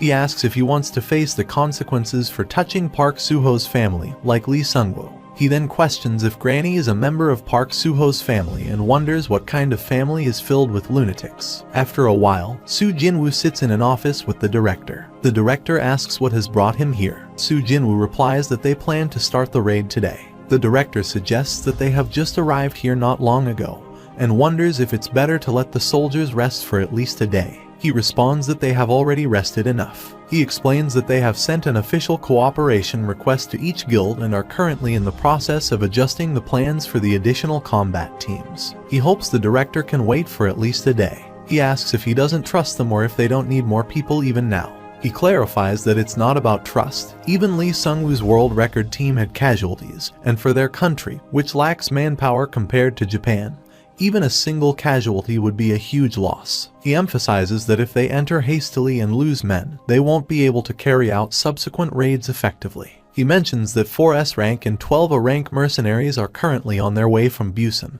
and they need to include them in the combat unit. He reminds him not to forget that Unit 707 is their best asset. He responds with an understood and agrees to keep the unit on standby for one more day. Meanwhile, in the camps, Choi Soo-young is sleeping, and Kim Miso approaches, playfully tossing a fire fairy on her. Kim Miso remarks that Choi Soo-young is supposed to come and greet them since she has finally returned after such a long absence, questioning why she's just resting. She responds that being away was better. She begins teasing her about Park Suho's name. She asks what that guy has to do with her. She mentions she called Park Suho many times while she was dispatched. She gets angry and asks why she is going around checking other people's call records. She reflects on how she didn't even think about how the bureau was turned upside down when she suddenly disappeared. Just then, a red-haired girl enters the room, and both Choi Soo-young and Kim Mi-so are delighted to see her. Choi Soo-young asks if she brought the chicken. The three of them sit down to enjoy the food Hong Se-hee brought. Hong Se-hee inquires if they've seen the video of Song-yi getting rejected by him in 5 minutes. Kim Mi-so asks if Song-yi and Park Suho are dating, to which she explains that it was all revealed in the Song-yi edition of Unanswered Questions. She was rejected the moment they met, and now she's getting tutored because she wants to take the Awakened Mercenary exam. She asks if they know why she got rejected, and she replies that it's because she was weak. Kim Mi-so deduces that Park Suho's type is someone strong. Hong Se-hee then turns to Kim Mi-so and inquires that she is Park Suho's liaison officer at the bureau. She emphasizes that she is ranked #1 among women in Korea, and foremost among the country's strongest women. She playfully asks if she could introduce her to Park Suho. The news broadcasts that 24 hours have passed since Park Suho entered the level 7 dungeon. 38 mercenaries, including S-rank members, have joined the Vanguard and the full party of 30 from Special Forces Unit 707A, who are about to raid the level 7 dungeon. After a while, Sun Jinwoo's teams are ready to enter the level 7 dungeon. Park Jun-ho asks a newbie where is Monk Myungjin. He says that Monk Myungjin entered a level 1 dungeon with them yesterday and defeated the boss several times by himself. However, he suddenly went off by himself with a strangely vicious expression on his face. Jun-ho asks, did he bring his medicine? On the other side, Sun Jinwoo addresses his team and states that the only intel they have on this level 7 dungeon is that it is an undead land, which means they are acting as the vanguard. He says that first, they are going to find the best place to set up camp, then they will make a map, analyze the situation, and devise a plan of operation. He reminds them not to forget that they are the best combat team in their country, and expresses his hope that they all do their best to fulfill their duties. They begin entering the portal, and 28 successfully enter, while 2 S-rankers fail to enter, and the portal closes. Just then, the door bursts open, and a countdown starts, leaving everyone in shock. The director states that it's Park Suho, and reporters also confirm that he has returned. News is being broadcast, reporting that a level 7 dungeon has been cleared by him in just 24 hours. The director then asks him to please allow them to express their sincerest gratitude and looks at Jang Hee-shik and Han Dong-soo, who are sleeping on the grass. He inquires if his teammates are still alive. He responds that they weren't able to sleep for 3 days, so they are just resting. He acknowledges that he must be tired but requests that he trouble him to write down his dungeon clearing strategy while he rests. Kim Mi-so suggests that even if it's just a map or details about the monsters, it would be of great help to the teams currently preparing for the next raid. He replies, asking if they are not going to send another hastily assembled combat team to his hunting grounds. He explains that they are currently in a state of national emergency to prevent a dungeon break, and it's best to have one more team join. He firmly declines, stating that there's no need to join forces because he's more than capable by himself. She believes that a level 7 dungeon isn't a national catastrophe for him. It's more like an island full of treasures that have landed right in his lap. He doesn't see their intention to send in a team as an attempt to help prevent a disaster. Instead, he views it as their attempt to claim a share of his treasure. He asks why there are so many people gathered here right now. She acknowledges his perspective and assures him that they won't send in any more teams. However, she mentions that one of the Special Forces units from the Ministry of Defense is currently in the middle of a raid. He asks for permission for them to enter his hunting grounds. She points out Park Jun-ho, and he agrees to grant permission. Park Suho pulls Park Jun-ho aside, scolds him, and asks about the whereabouts of Monk Myungjin. Meanwhile, Monk is on the verge of attacking a reporter when he spots him and orders that he be brought over. The director questions what those guys are doing. While some guards apprehend him and escort him to the portal door, they all enter the portal once again. Reporters speculate that they are going in right now without resting, assuming that if he is truly determined to prevent a dungeon break by himself, the Suho Guild might become the first level 7 guild. However, it's too early to determine, as one would need to clear the dungeon twice a day to prevent a break. They mention that, at the very least, they'll have to wait and see if they can reduce the clear time to 7 hours. The guards toss Monk Myunjin into the portal, while reporters observe that Monk doesn't appear to be in good health. After a while, the director announces that he's going to take a short break and gather information from them once they awaken. He reminds them that he is still the on-scene commander and needs something to appease the higher-ups. They both bring in the first aid van where the doctor checks if the machines are working properly. He confirms that both machines are currently at B rank. The other person points out that they were at E rank and D rank when they entered. He examines their status screens and expresses amazement at the significant level up they achieved from going through a level 7 dungeon just once, emphasizing that there is concrete proof of such progress right here. Suddenly, both of them wake up, ready for a fight. After a few seconds, Han Dong-soo realizes they are no longer in immediate danger. He inquires about Park Suho's whereabouts. The doctor responds that he heard Park Suho re-entered the dungeon about 20 minutes ago, along with 2 other members of the Suho Guild. Jang Yishik suggests that they likely have only about 30 minutes left and asks for guidance on what they should do during that time. The director advises them to spend all the money they have on purchasing items if they wish to avoid dying without even leaving a corpse. They proceed to check their status screens. The scene shifts and Lee Sun-woo watches the news reporting that Park Suho has re-entered the dungeon without resting. He observes people cheering for his dungeon raid, and news announces the completion of a residential area for 3,000 households in Namangju Suho land. He expresses shock, wondering how Park Suho managed to clear it in just a day. He also notices news coverage of Park Suho, Monk Myunjin, and Park Junho returning after reducing the dungeon clear time by 3 hours, achieving their second clear in 21 hours. On the other side, a medical team arrives to provide healing. Han Dong-soo, with no injuries, has his stamina at 30%, while Monk Myunjin requires 1 hour and 20 minutes of healing. Han Dong-soo questions their actions, to which she responds that it's the Bureau's healing service, and they are doing it to assist. She requests that they allow them to take care of Monk Myunjin. He wonders why they would engage in something that seems like a waste of time since they will recover from sleep once they return to the dungeon. She explains that it's 3 times faster in the dungeon, so as long as safety is ensured, it's better. Upon his orders, they both also come here to pick them up and enter the portal. They inquire about who will take care of the guild, and she responds that she will monitor the construction's progress. He expresses gratitude and asks why she's doing this. She explains that it's their job to make it easier for him to focus all his manpower on raiding the dungeon. He agrees to leave it to her and suggests that if she has questions, she can talk to Aunt Sukja. He then orders them to proceed and enter the portal, instructing them to wake up the others. Park Junho wakes up and asks if it hasn't been cleared yet. Han Dong-soo says it was cleared once, and then they all came back in. Park Junho insists on having some humanity, and allowing the rest of them to recognize their differences. Park Suho remarks that they have been sleeping here for 30 minutes, adding that it isn't such a short amount of time. He explains that Junho is at a C rank, Yishik is at a B rank, Myunjin is at a B rank, and Dong-soo is also at a B rank.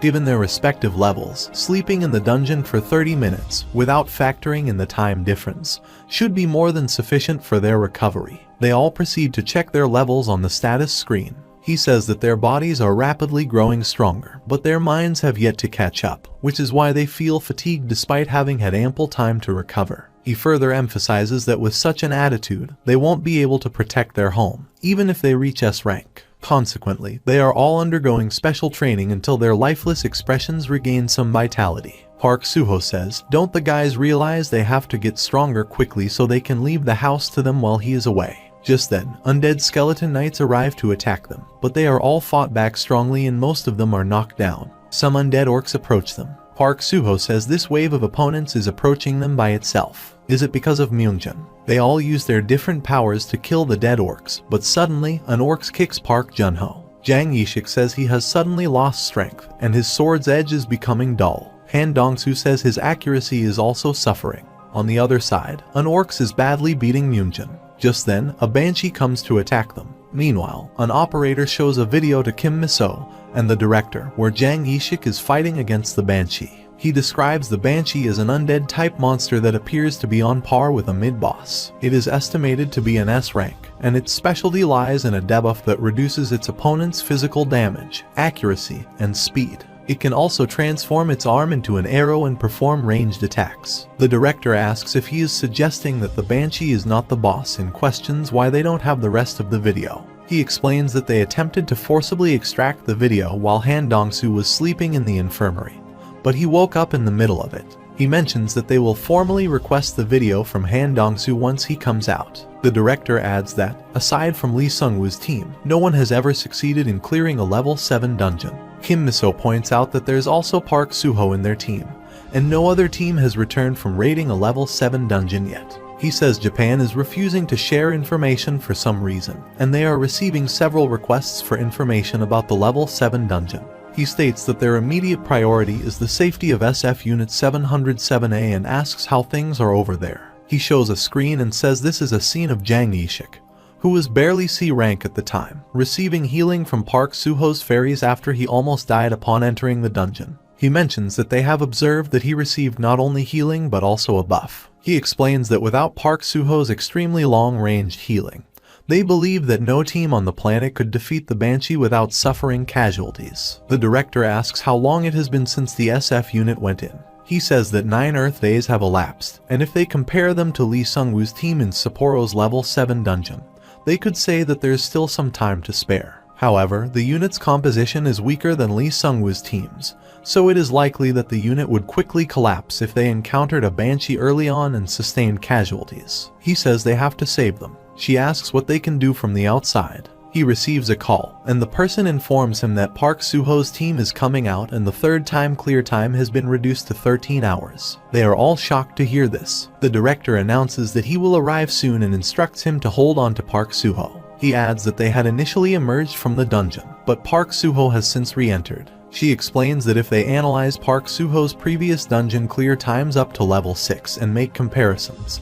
they would find that he completed solo dungeon raids in half the time it took when he was part of a team. She further elaborates that based on this data, Park Suho's 4th level 7 dungeon raid should take approximately 6 hours. He remarks that had he known Park Suho's skills were this exceptional, he would have made every effort to prevent the deployment of the SF unit. She then inquires about what he meant by a way to save the SF unit. He clarifies that the more he repeats something, the faster he becomes at it, and suggests that if Park Suho were to assemble a team with rank veterans, they could achieve remarkable results. After a while, Park Suho emerges from the level 7 dungeon, and the director approaches him, sitting on his feet, and earnestly pleads for help. He inquires did someone mention they're going to kill him. Kim Miso then expresses her desire to discuss something with him if he can spare some time.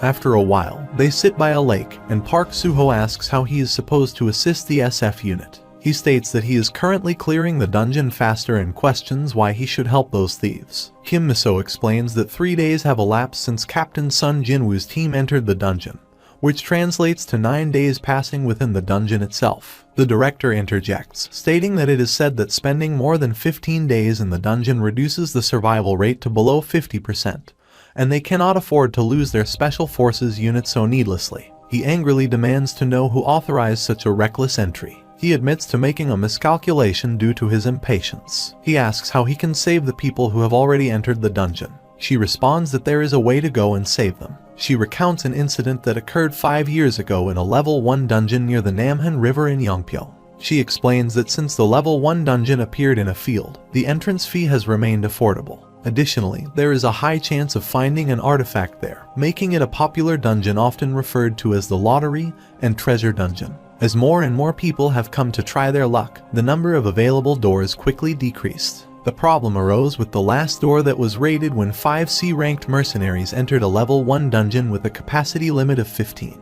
However, upon entering, they discovered the corpses of those who had entered earlier, killed by spiders. He questions why there were already corpses everywhere if they hadn't even started hunting, and the door had just opened. She continues, explaining that the door's countdown began suddenly, and by the end of their desperate attempt to exit, only one mercenary had managed to escape alive. This particular mercenary happened to be a track and field athlete, enabling him to make it through the door within the countdown.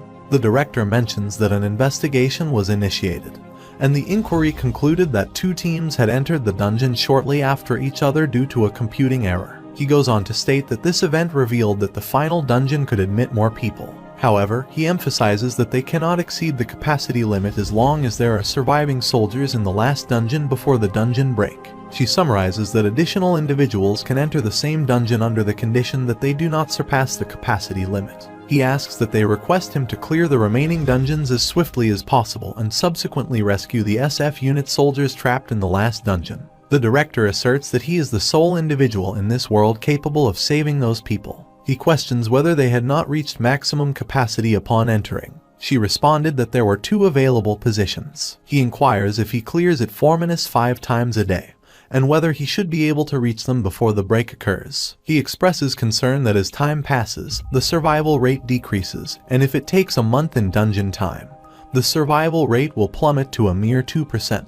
Therefore, he needs to clear it as expeditiously as possible to ensure at least one more person can return alive. He wonders aloud why he had to engage in such a futile task. He says that he will arrange for the government to compensate him for all the experience and profits missed out on during the rescue period. However, she responds with a firm no need and proceeds from there. After a while, a reporter announces that he is currently situated in front of the level 7 dungeon in Uijeongbu Suho land. Park Suho, who has managed to reduce the level 7 dungeon clear time to a mere 4 hours, has now initiated his rescue mission for the Special Forces Combined Unit. He entered the dungeon only 10 minutes ago and is anticipated to complete it in approximately 2 hours. Suddenly, they are all taken aback when they witness Park Suho returning from the dungeon unexpectedly. He reports a shocking event has just occurred and they are witnessing Park Suho exiting the level 7 dungeon after clearing it for the 6th time in a mere 13 minutes, and now he is re-entering. The scene shifts and the news broadcast informs that amid the world's fascination with Park Suho's incredible dungeon clearing ability, 4 days have elapsed since Sun Jinwoo's SF unit entered the dungeon. Park Suho has now embarked on his 8th raid of the dungeon. Despite Park Suho's remarkable average clear time of 20 minutes, the news reporting that the combined unit's survival rate has dropped below 50% has prompted numerous individuals to gather in the square. Meanwhile, inside the level 7 dungeon, the SF unit is making its way toward their base camp. Choi Soo-young suddenly halts them all and informs them that a wraith is located 140 meters ahead. Banshees attack Choi Soo-young and her team, and they attempt to conceal themselves, but she manages to locate them once more. A soldier engages her and eliminates her. The girl with red hair insists that they need to relocate, but she asserts that it's too late. A soldier from the base attempts to establish contact with the main squad and reports that a substantial group of monsters has been observed advancing toward their position. He informs them of a group of 40 orcs approaching from 6 o'clock, a group of 20 ogres approaching from 7 o'clock, and a group of 200 goblins approaching from 3 o'clock. He instructs the main squad to proceed to the intersection point 200 meters ahead at 11 o'clock and engage in battle. The girl with red hair issues orders for them to prepare for battle and launch an attack. He notices something flying overhead at an impressive speed and inquires about it. She explains that she's analyzing the Undead Monster Field Guide from Eruka. He questions the need for analysis, suggesting they simply go and eliminate it. A goblin attacks her and hurls her aside.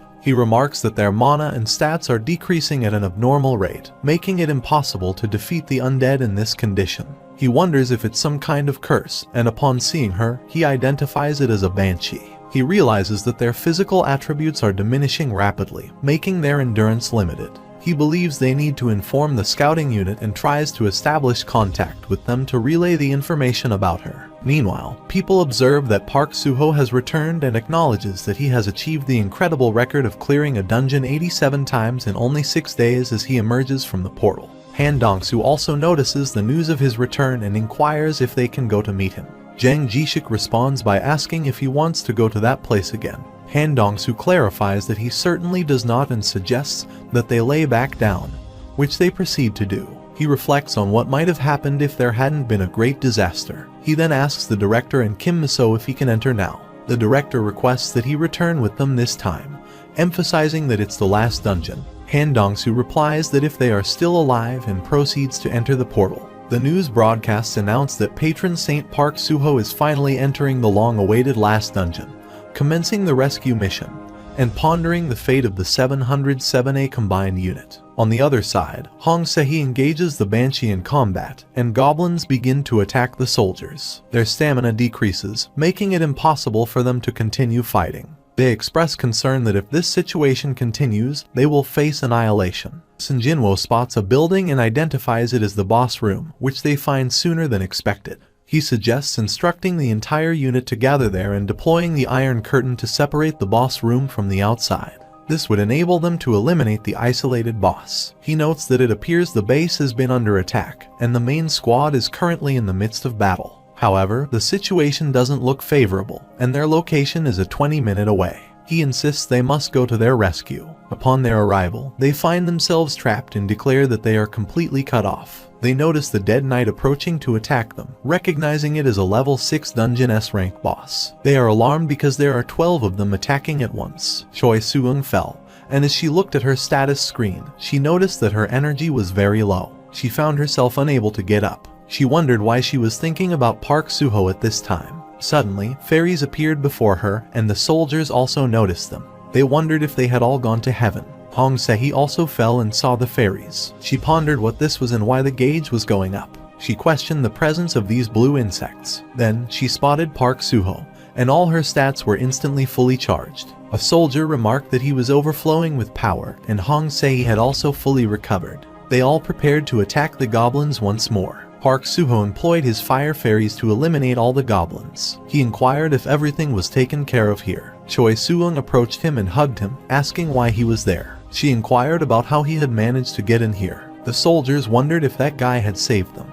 After a while, Hong Se-hee arrives at the scene and observes that all the goblins have been killed. She then attempts to locate her team. She finds them some distance away, where soldiers are discussing Park Suho, the one who saved them, and talking about his dating relationship with Choi Soo-young. Hong Se-hee expresses shock, wondering why he is here. She assumes his presence means this is the final dungeon and questions whether they are saying he managed to clear everything by himself. He attempts to push her away while stating that he has already mentioned she is too weak. She suggests they remain in their current position a little longer. He forcefully pushes her aside, remarking that she's too weak to be his partner. He rushes back towards her, inquiring if she's alright and warning her that she could get hurt if she stays by his side. Meanwhile, the soldiers are discussing the main squad, which initially consisted of 21 total members. There have been 6 fatalities, all of whom were fighters. Currently, there are 15 surviving members, and all 15 members have been gathered. Contact with the base camp and the scouting party has been severed. They mention that they can't even locate the corpses of those who perished here. They observe the goblins resurrecting once more and inquire whether they will continue to do so until the boss is killed. One of them asks what they should do next. Another soldier insists that they must first regroup with the base camp before searching for the scouting party's whereabouts. However, another soldier arrives and informs them that even if they head to the base immediately, they won't find anything.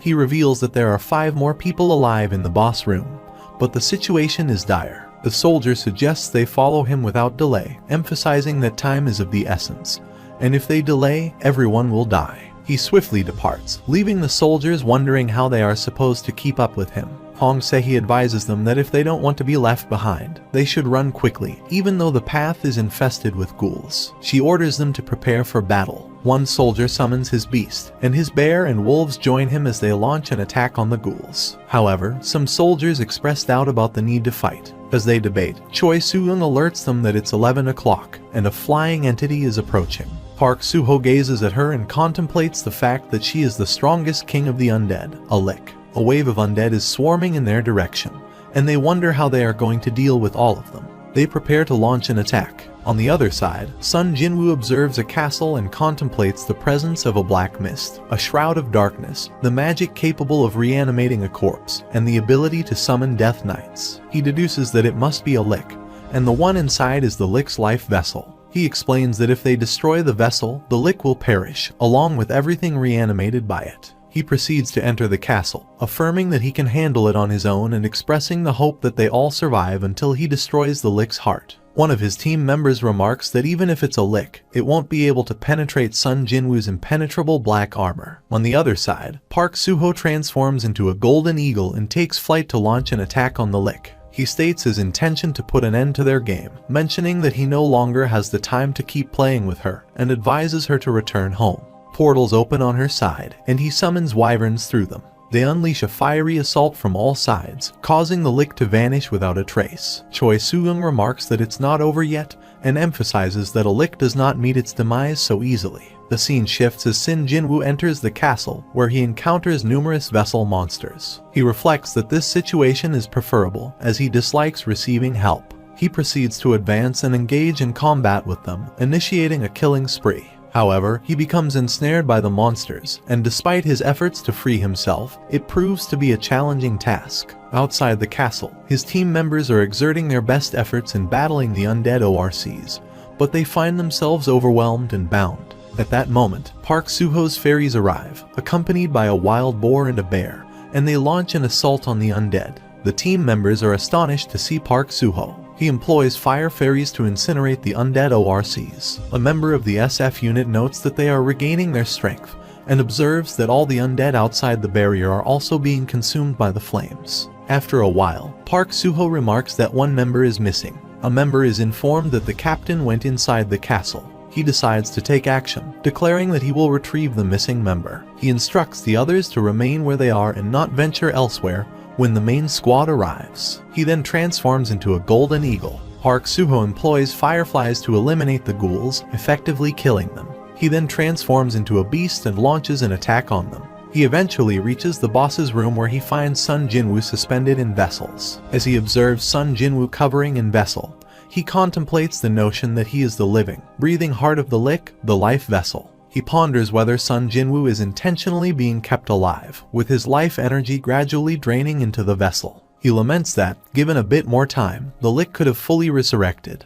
But unfortunately, his life is about to come to an end. To free Sun Jinwoo, Park Suho utilizes fireflies to break the net. Meanwhile, the soldiers report that the castle has exploded, and the undead are disintegrating into dust and vanishing. Simultaneously, outside the door, an eruption occurs, signaling the start of a countdown. The soldiers announce that he has returned. Park Suho emerges from the castle, carrying the unconscious Sun Jinwoo in his arms. His team members inquire about Sun Jinwoo's condition, and Park Suho reassures them that he's not dead yet and suggests they all leave. They express their confidence that the Man of Iron would not simply perish. After a while, news broadcasts report that Park Suho is in the midst of a mission to rescue a dungeon raid unit, marking an unprecedented milestone in human history. This rescue operation takes place merely an hour and 40 minutes after he commenced entering the dungeon to rescue the Special Forces unit. The door burst countdown has finally initiated, and the entire world is silently watching and hoping for the safe recovery of the brave combat team that ventured into the level 7 dungeon in their quest to save humanity. A few minutes later, they emerge from the dungeon. News broadcasts proudly announce that the combat team has successfully cleared the level 7 dungeon, a place that had plunged the world into fear and confusion. Park Suho and the SF Unit 707A soldiers confidently exit, although it appears that some of them have sustained injuries. It remains unclear who these injured individuals are, as well as the whereabouts of the dungeon, which has vanished. Reporters approach Park Suho and inquire about how he is feeling at this moment and whether he intends to share his raid strategy. In response, he transforms into an eagle and takes flight, leaving the questions unanswered. Meanwhile, Hong Se-hee reflects on the idea that she could encounter a guy like that in her life, considering its fate. She then questions her companion, inquiring whether she has any feelings for him. The companion responds by asking what she's talking about, explaining that she is simply happy to see him. Hong Se-hee suggests that she should ask him out. Lee Sung-woo watches the news reporting his successful dungeon clearance and ponders whether there are still skills of which he remains unaware. He wonders about the kind of skill he used to clear the dungeon in just 2 minutes. As his phone's recharge depletes, he contemplates the likelihood that all his Japanese bank accounts have been frozen. He realizes that if he sells the blood crystals in his inventory, he'll likely be discovered. He overhears people speaking ill of him and praising Park Suho. He decides that he should use these individuals as the first sacrifice for upgrading the regression stone. Sun Jinwoo recalls a childhood memory when he attempted to catch a football on the road, and a truck was approaching him. In that dire moment, a person intervened and saved him, but at the cost of their own life. He awakens in the hospital, where medical staff inquire about what happened and inform him that they heard Park Suho rescued him and the other soldiers. On the other side, Han Dong-soo and Park Jun-ho open the door, and Hong Se-hee girl inquires whether Suho is not awake yet, as they had agreed to meet today. Han Dong-soo mentions that Park Suho has not awakened yet. She hands them kimbap soaked in raspberry wine and requests them to give it to him, as well as to call her when he wakes up. After she departs, Park Jun-ho remarks that he never knew he was this good with women. They proceed to check on Park Suho, who is sleeping in a wild boar transformation. Park Jun-ho suggests attempting to wake him up, but Han Dong-soo recounts a previous experience when he tried to do that as a wolf and nearly got bitten to death. Just then, Hong Se-hee enters the room with a scream and inquires if Park Suho is awake. He transforms into a cat, and she picks him up, hugs him, and explains that after the SF unit dispatch ends tomorrow, she will have to return to the guild and won't be able to see him for a while, so she wants to spend some time with him. Han Dong-soo points out that it's almost time for the transformation to end. Shortly thereafter, Choi Soo-young and Sun Jin-woo arrive to meet Park Suho. He transforms back into a human, but after the transformation, he finds himself in a very inappropriate state with her. Choi Soo-young sees them, becomes angry, throws a box of Bacchus at his head, and departs. Sun Jin-woo expresses his gratitude, mentioning that he wanted to thank him and has learned that receiving help doesn't only burden others. He promises to use the life that was saved to save more lives in return. Meanwhile, a member of Korea's Awaken Bureau's criminal task force is tailing Lee Sun. She inquires about his identity, to which he introduces himself, and asks why a woman who was found dead from a gunshot wound to the head at a murder scene in Silumdong is now alive and present.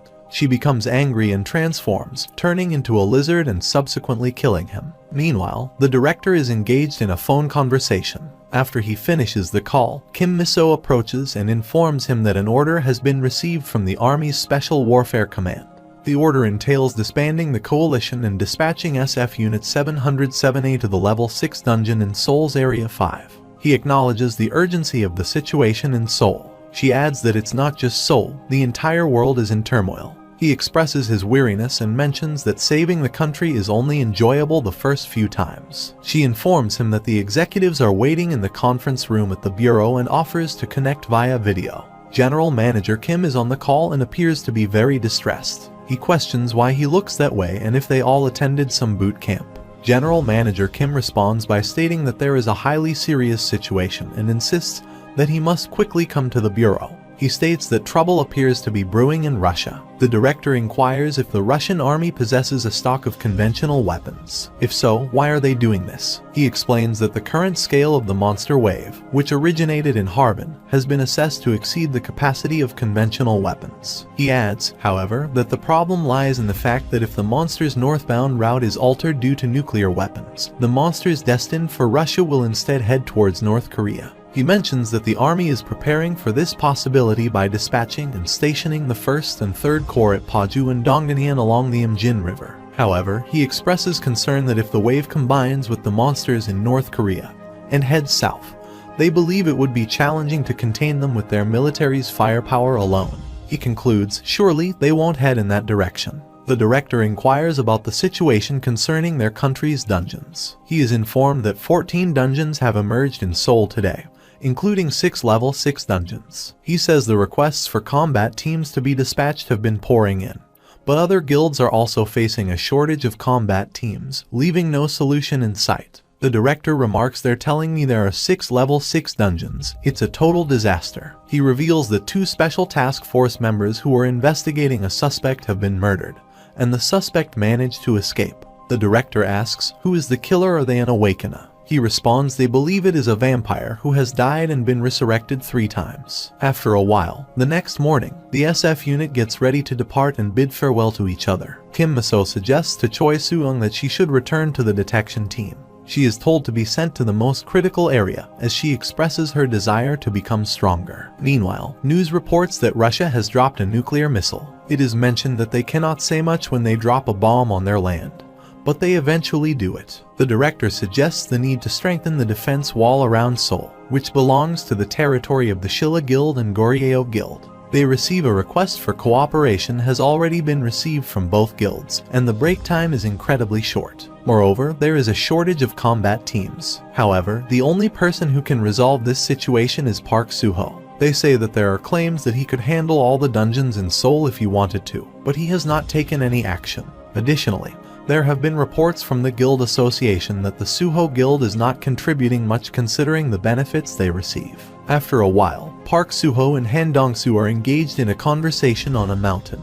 Han Dong-soo observes the news about people holding a candlelight rally because he is not taking any action while Seoul is in chaos due to the presence of dungeons. Currently, there are 2 level 6 dungeons in Area 2, and the available break time is only 27 days. He questions why he should venture into hunting grounds within other people's territory. Just then, they notice Kim Miso approaching them.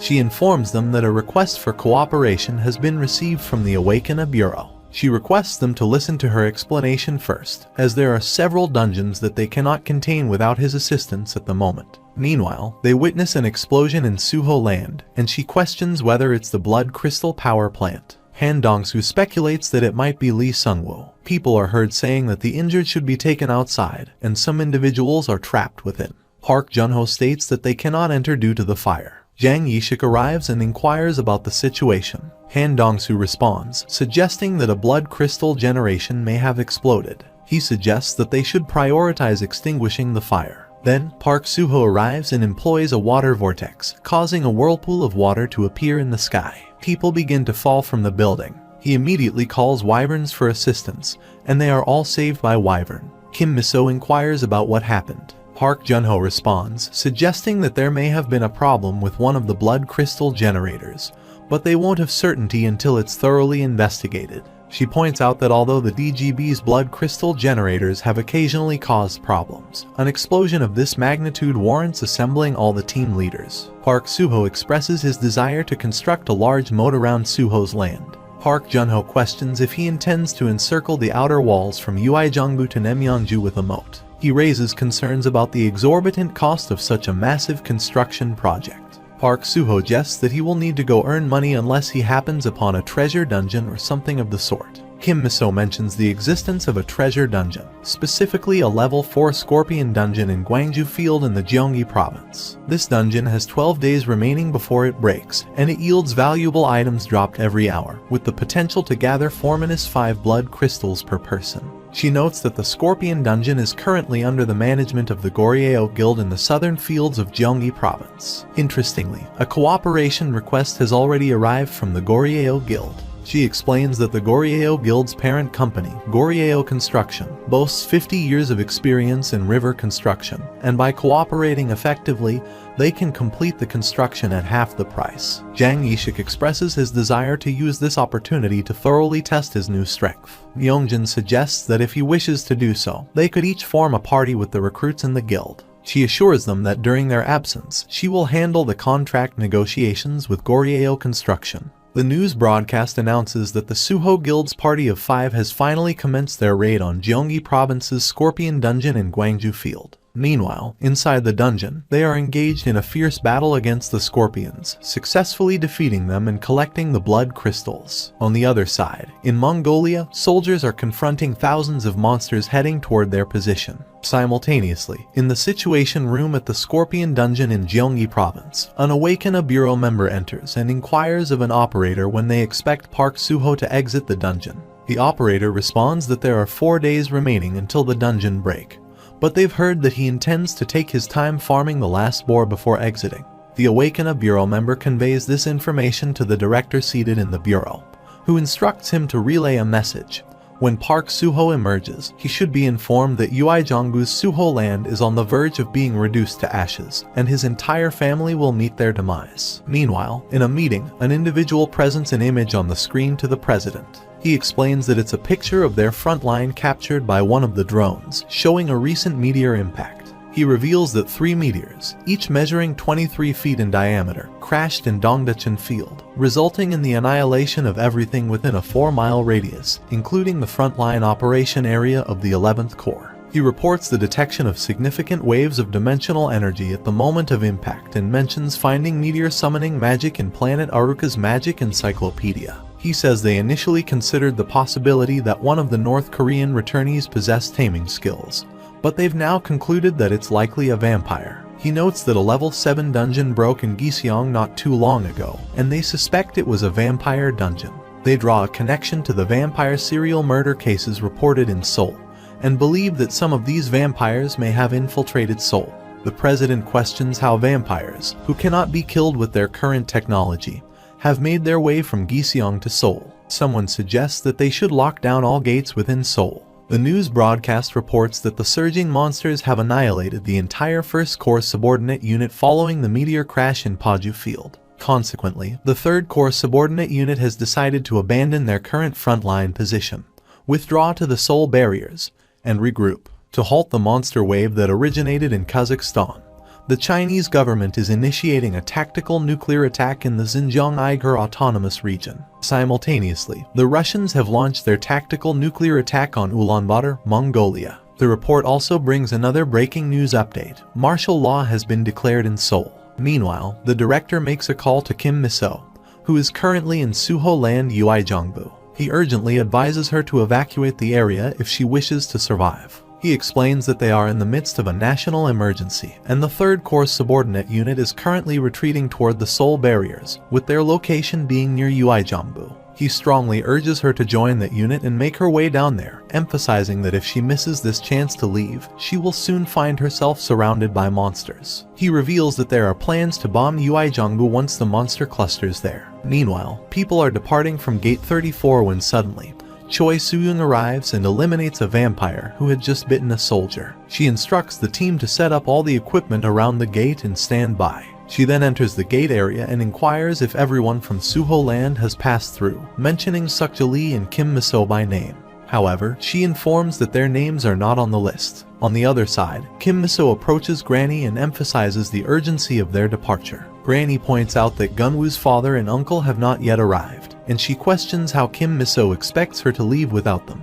Just then, a newbie arrives and reports that all the construction workers are hurrying out, but they can't locate Gunwoo anywhere. Granny suggests that if he's not around, he might be playing in the beast's resting zone. Suddenly, the newbie points out the window and remarks that the sky is taking on an unusual appearance. They all turn their attention to the window to see what's happening outside. Vampires launch an attack on the Suho Guild. When Kim Mi-so spots them, she issues orders to close the door, but they manage to destroy everything and gain entry into Suho's house. Kim Mi-so directs everyone to get behind her as they approach. She employs a firebomb to counter their attack. Once more, she urgently instructs everyone to leave and heads towards the beast farm. She engages in a battle with them, but a vampire lands a punch on her, sending her unconscious. They proceed to attack her for her fresh blood. Granny intervenes to rescue Kim Mi-so, using a pan to fend off the vampires. However, one of the vampires punches Granny as well, and they resume attacking Kim Mi-so for her blood. The soldiers contemplate their options, unsure of what to do next. Just as a vampire is about to bite Kim Mi-so, Choi Soo-young arrives and attacks, ultimately killing them. She instructs the soldiers to take both Kim Mi-so and Granny and make their way towards the beast farm. Bats also start following them and transform into vampires. She continues to fight against them. On the other side, a vampire appears before the soldiers who are carrying Granny and Kim Mi-so. Suddenly, a Biku emerges and attacks, killing the vampire. Choi Soo-young deploys a defense bomb against the vampires to eliminate them, but they surround her. Meanwhile, Park Suho arrives and attacks the vampires with fire fairies, reducing them to ashes. He questions the nature of these creatures. Cheetos Rakwala seizes Choi Soo-young and carries her away. Park Suho examines her status screen and questions why she is causing havoc on someone else's territory. She responds that, from now on, it's her home ground. He initiates an attack with fire fairies, but it doesn't have a significant impact on her, and she remains unyielding. He makes another attempt to attack and hurls her away. She reaches a garden area, where she remarks that it's as fresh as she expected, and her wounds are regenerating rapidly. Park Suho comments on her resilience, noting that she must want to live badly to go to such lengths. He inquires if she has ever heard of a planet called the Animal Kingdom. She replies that, based on her subject's visit to Earth about 12,000 years ago, it was merely a primitive planet ruled by lowly creatures called humans. She believes that humans, being savages, couldn't possibly harm her. He mentions that she's the first one who hasn't perished after being attacked by his fairies and muses that they could have been friends if she hadn't trespassed on his territory to challenge him. She asserts that she will kill him regardless of her identity, as this is her territory from this moment on. She tries to wake Choi Soo-young by mentioning her daughter. When she awakens, she commands her to kill him. She attacks with a sword and slashes her neck. She questions if the sword is God's artifact, suggesting that it should be destroyed if she cannot possess it. She kicks her head away, but she performs some magic with her finger in the sky. She wonders if it's a meteor. She responds that it's just the beginning and that her enraged warriors will annihilate every living thing on this land until there is nothing left. Park Suho transforms into a black bear and attempts to intercept her stone attacks. He also summons a tornado to hurl the stones out of the earth, which inadvertently strikes a satellite. In Japan's defense headquarters, they report the loss of signal from the combat satellite MSZ-1 and begin investigating. Park Suho wonders if he managed to dispose of it safely, as it felt like something had exploded. She suggests that next time, she should begin with the vampire's mouth. He inquires if she's alright, to which she responds by asking why he's asking, as she doesn't appear injured to him. He acknowledges that she's always been a bit eccentric and suggests that she might not require any medicine. He expresses gratitude to her for saving his family. Monk Myungjin, Park Junho, Jang Yishik, and Han Dongsu arrive at the scene. Monk Myungjin asks what he just sent flying into the sky. It appears as though he smashed a meteor with his fist and sent it into space. Park Suho inquires about the well-being of the others. Park Junho reports that Aunt Sukja and the chief are recovering at the medical center, while Gunwoo has been taken to the dormitory. Han Dongsu informs them that tens of thousands of monsters are now converging in their direction, and an evacuation order has been issued. He adds that the chief mentioned a massive bombing would take place soon, and they needed to escape. She provides specific information, stating that approximately 120,000 monsters are approaching from 6.1 kilometers outside the outer wall of the Suho land castle. Park Suho concurs, mentioning that the military has already pulled back, and they should follow suit. Park Junho is instructed to make a call and inform them not to engage his prey. Concerned about the ongoing situation, she remarks that it might already be too late. He makes a call and learns that the artillery fire has commenced, and there will be an air raid soon. Everyone starts running towards safety, and he comments on the difficulty of stopping 1 million creatures now. At the military base camp, they assess the situation at Suho land and observe the initiation of the Apache squadron attack. They express surprise, wondering if these monsters possess anti-air capabilities as well. After a while, a team assembles at the Presidential National Crisis Management Situation Room. The director questions whether they are currently utilizing all available firepower, and notes that the damage to the monster horde is minimal, merely slowing down their advance. He recognizes the strength of the enemy.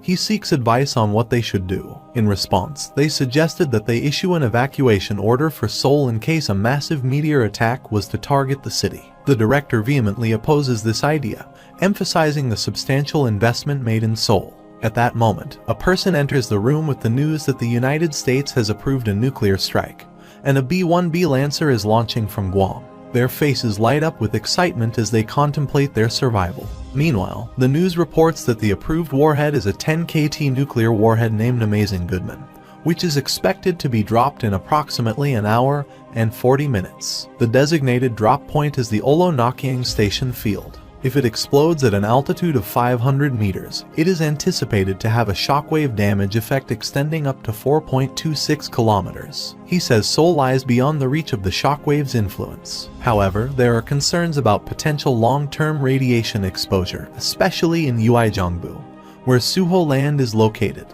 He also notes that the B-1B Lancer squadron has recently taken off from Guam, and a national crisis is unfolding. There is particular worry regarding the safety of Suho land. The director raises the point that Suho land's purpose is to defend Seoul, and suggests deploying the Iridium shield on Seoul's outer wall to eliminate the threat. Meanwhile, the soldiers express their inability to hold on any longer, and the Apache squadron begins to retreat. They notice something and inquire amongst themselves about what just passed by them. A soldier discerns that it is Park Suho, who has arrived there in the form of an eagle. He employs the power of Earth Fury and submerges all the monsters underground. She observes that they are all being drawn into the ground. Han Dongsu questions whether it is over now, but then they witness the giants resurfacing.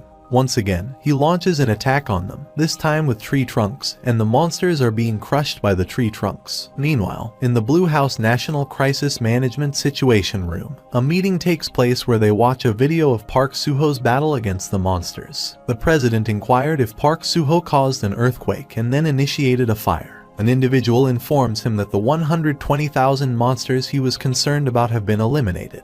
The president instructs them to immediately recall the nuclear bombers. On the other side, Park Suho initiates an attack on the monsters, but he suddenly faints and becomes motionless. The monsters begin to advance toward him. Choi Suung and others rush forward to assist him and engage in combat with the monsters. Meanwhile, Lee Sungwoo is working in a shop and overhears some customers discussing the vampire situation.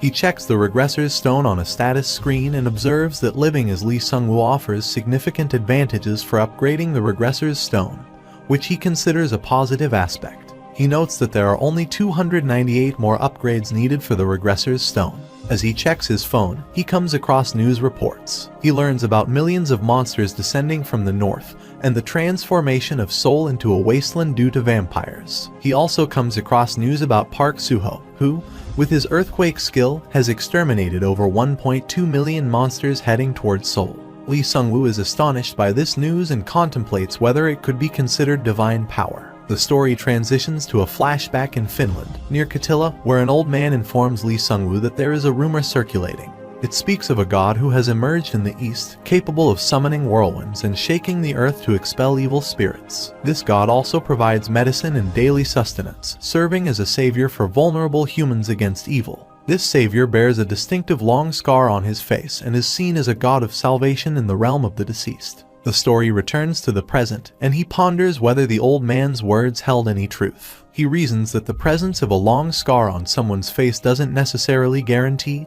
that it's Park Suho. It dawns on him that there might be several individuals capable of wielding divine power, suggesting the existence of an item that can awaken such abilities. His thoughts drift back to when Akiko informed him about a rare item that appears on one of the planets every 1,000 years, disappearing within 10 days, and this item, when consumed, prevents aging and death. He contemplates how Park Suho could have obtained the Chakyun sword and wonders if he were to return to the moment of the significant change and join forces with him. Could he acquire the red sky fruit? On the other side, in Okinawa's Ishigaki Island, Kurosawa Ikeda informs Takeo Chanu that the U.S. Pacific Fleet, en route to rescue the South American escape team, has been obliterated by sea monsters. Takeo Chanu expresses his concern about the difficulty of reaching Park Suho and questions how they can afford to let go of a man capable of launching a meteorite into space with his fist. Kurosawa suggests that if Park Suho is unwilling to assist, they should consider consuming Korea. He points out that the Korean government has lost its effectiveness and is struggling to defend Seoul under the relentless pressure of the monsters, with their reliance solely on Park Suho's abilities. He explains that cities like Busan, Daegu, Gwangju, and Jeju will likely seek a stronger government and defense contract to ensure their protection. He notes that Busan, currently the most proactive, is on the verge of declaring independence and signing a defense treaty with Japan. Furthermore, he mentions the attractiveness of the Asian portal in Sigwipo on Jeju Island. He predicts that with the forthcoming openings of Gukcheon Dongwon and Busan and Iksan, and as the central people of Gukcheon collaborate with Korean cities, the guardians of these cities will have no choice but to sign defense agreements with them. Suddenly, a portal opens and Dr. Toddler, accompanied by Chief Gilbert Reynolds, emerges from it. Takeo asks Dr. Toddler if he has finally invented the portal generator. He mentions that it's the outcome of their hard work and dedication.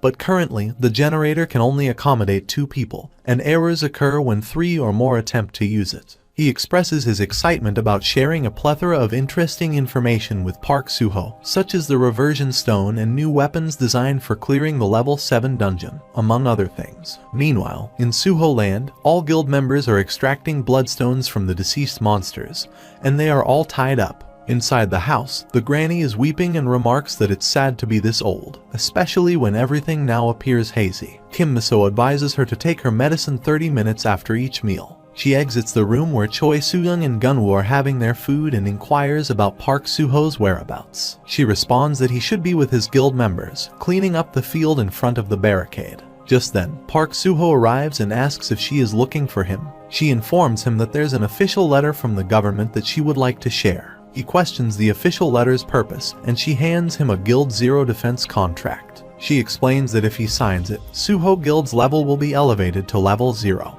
and Suho Land will be upgraded from District 13 to Suho City. She elaborates that Korea is currently a federation of united cities with autonomy, consisting of 4 large cities: Seoul, Busan, Gwangju, and Daegu, and 3 medium-large ones, along with Jeju Province. Suho City is set to join this list. She explains that Suho City will possess the same autonomy as other large cities and will sign an official mutual defense treaty with the Korean government.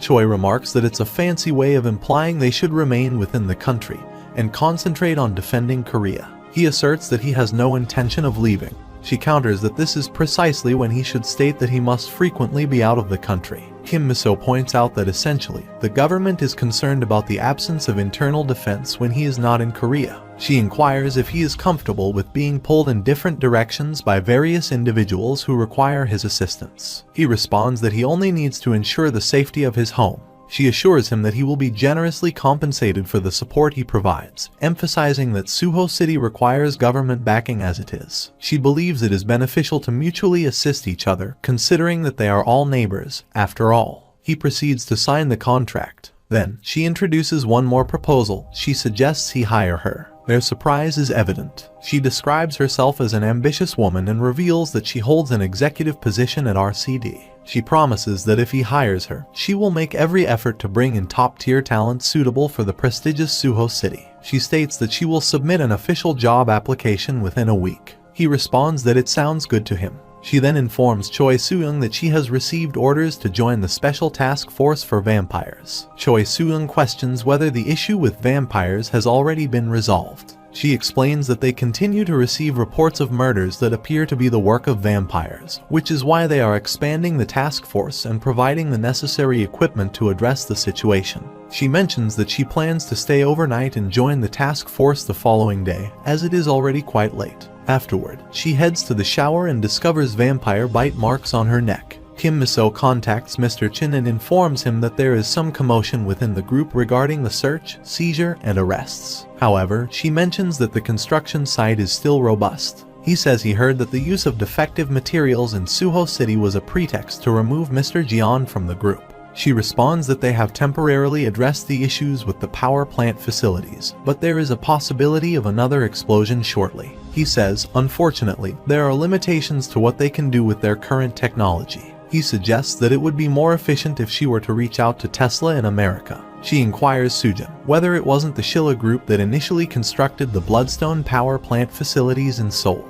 Sojin interjects, explaining that this was indeed the case initially, but the facilities team from Tesla oversaw the overall construction. She elaborates that they had engaged in technical cooperation with them after paying them patent fees. She says it was quite costly for a limited time frame and without technology transfer. She asks whether Dr. Richard is still the team leader of the facilities team at Tesla. Meanwhile, she contemplates that for Suho Land to achieve technological independence, they require a core engineer to lead the dimensional energy research, along with the necessary equipment, engineers and researchers of various levels, and a returnee inventor of a caliber comparable to Dr. Toddler of British Roland or Dr. Richard of American Tesla. Subsequently, she arrives in Suho Land. After some time, Park Suho arrives at the construction site and inquires about the slow progress of the construction. The workers explain that they are doing their best, but the machines keep halting due to frequent electricity disruptions. Park Junho adds that the cafeterias are also facing electricity issues due to unstable equipment at the Bloodstone power plant facility. Park Suho instructs everyone to step back and harness the power of the Earth's wrath, causing the ground to tremble.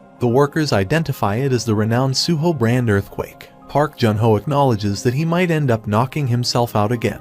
He says that he needs to hurry up and reinforce the security of the outer perimeter to ensure safety in his absence. He questions whether he truly intends to go to the planet Aruka, to which he confirms his plans. Meanwhile, they spot Kim Miso's car, and she informs them that they have received an urgent request for cooperation from Shilla Guild. Suddenly, Han Dong-soo descends from the mountain, and they question why he came down, as he was instructed to keep watch over the orc village up the hill. He responds that it's because he has found a crocodile and shows them the news. He explains that there is a dungeon within Shilla Guild's district, and its inhabitants are exceptionally powerful. Even Shilla Guild's ace, Minhyuk Kang, was bitten in the leg and severely injured. He speculates that these must be formidable creatures, which he confirms, stating that Minhyuk Kang is an S rank.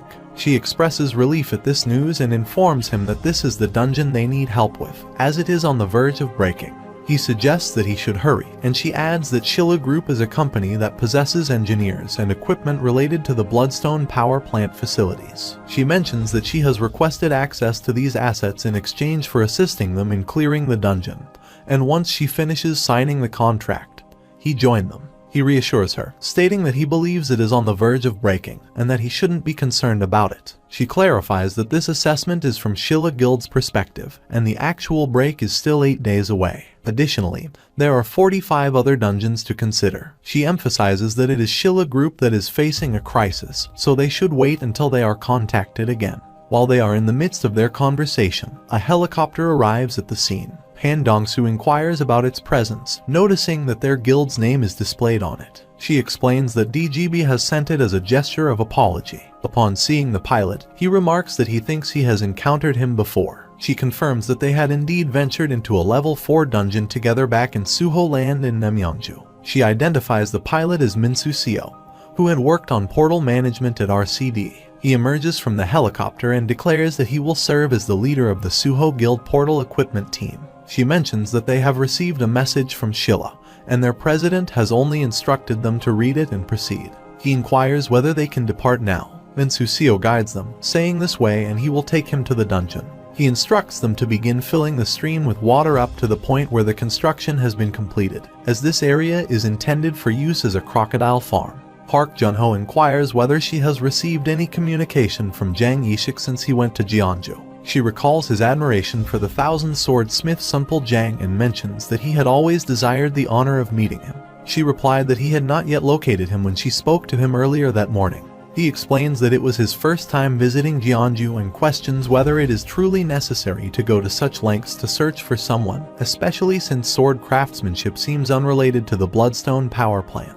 She counters that the sword craftsmanship of planet Hades differs from that of Earth, and the crucial factor is Mr. Sunpul Jang's awakened skill, which is an invention much like Dr. Toddler. She elaborates that he earned the title of 1,000-sword smith on planet Hades, where obtaining skills requires substantial effort, highlighting the significance of his inventive talents. She suggests that his talent may well surpass that of Dr. Toddler. Han Dongsu raises the possibility that he could be one of those hidden maestros, who are only known by reputation. She agrees, stating that he could be considered as such, and she believes he would make an excellent research director at Suho City if they could eliminate one variable. Meanwhile, inside the helicopter, Park Suho gazes out of the window. Minsu Seo remarks on how beautiful the Earth used to be, expressing the feeling that the entire planet is now transforming into a colossal dungeon. He shares his distress about watching the news in recent days. Park Suho inquires about the notion of the entire Earth becoming a giant dungeon. Minsu Seo explains that dungeon monsters are forcing people out of their territories and establishing their villages, leading to significant changes in the Earth's environment.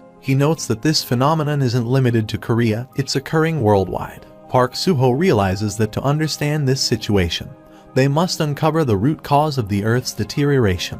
He believes that the High Elves of Eruka may hold the answers to what triggered the catastrophe, the emergence of dungeons, the whereabouts of his missing friends, and the mysteries surrounding him. He queries the whereabouts of the portal leading to the planet Eruka. Minsu Seo reveals that the Eruka portal in Asia is situated in Siegwipo, Jeju, and its highly classified information is known only to top government officials and RCD equipment technicians. Park Suho contemplates leaving for Eruka as soon as he gathers enough crocodiles to fill the new stream.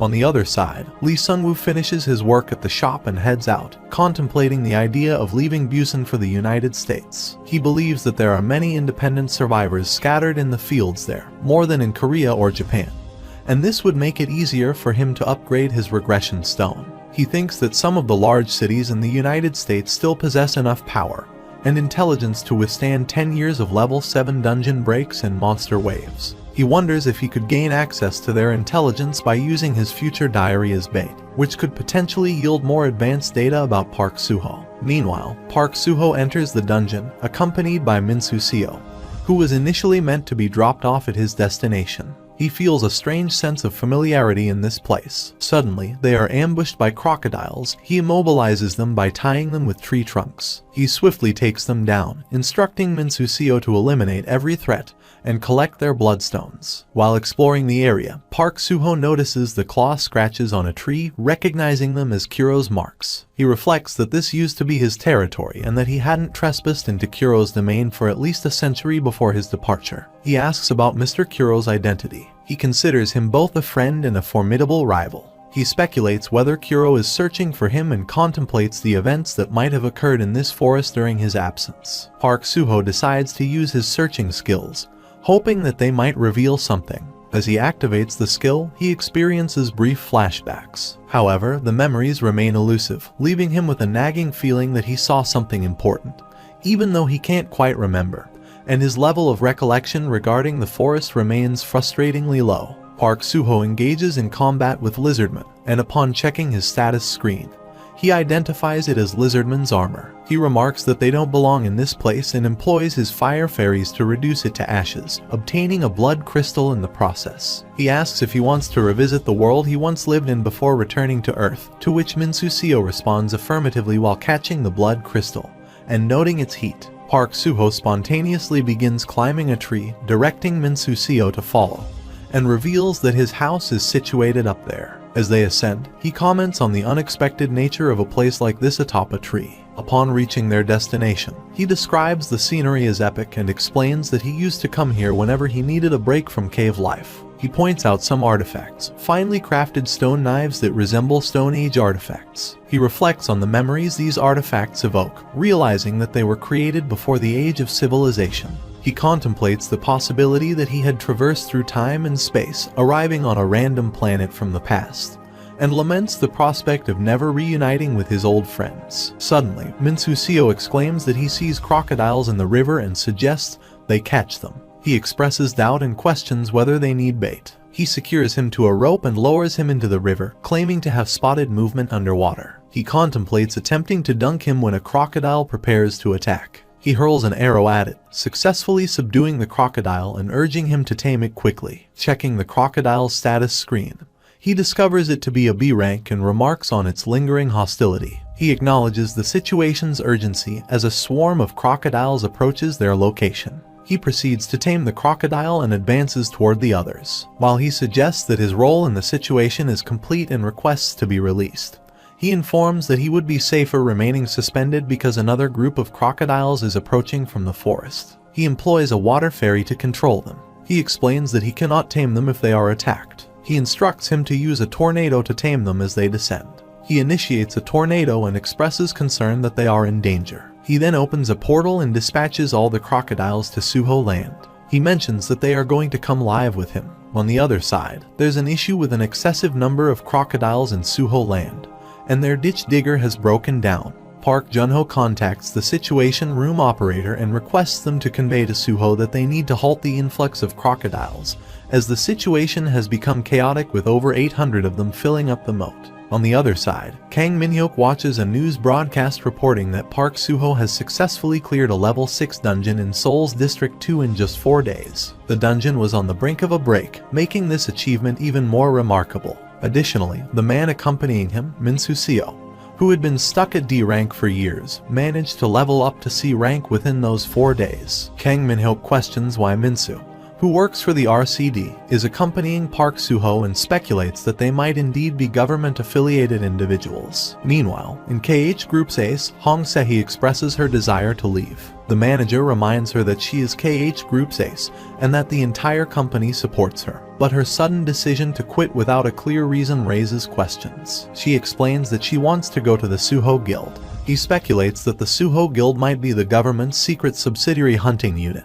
intending to recruit talent from across the country to diminish the power of current hunter companies and increase their influence. She clarifies that her reason for going is because of her connection with Park Suho. He agrees to let her go under one condition. Once KH Guild has 5 S-rank hunters, he will grant her departure. She questions if he expects her to train his hunters, which would take years even if they engage in level 5 dungeon activities. He reveals that they have obtained entry rights to a level 6 dungeon Nuriken. She considers selecting a few rankers with potential and focusing on their training, which should expedite their progress in the level 6 dungeon. Meanwhile, in Suho Guild, Park Suho connects the Crocodile Lake with the Yunning stream using his power. After completing the task, he suggests that it's time for a celebration. Park Junho enthusiastically agrees and mentions they are planning to have a barbecue in the Purple Village. Just then, Choi Suwon arrives at the scene. Park Suho inquires if she managed to slay all the vampires. She informs them that she has quit the RCD and asks to be let in.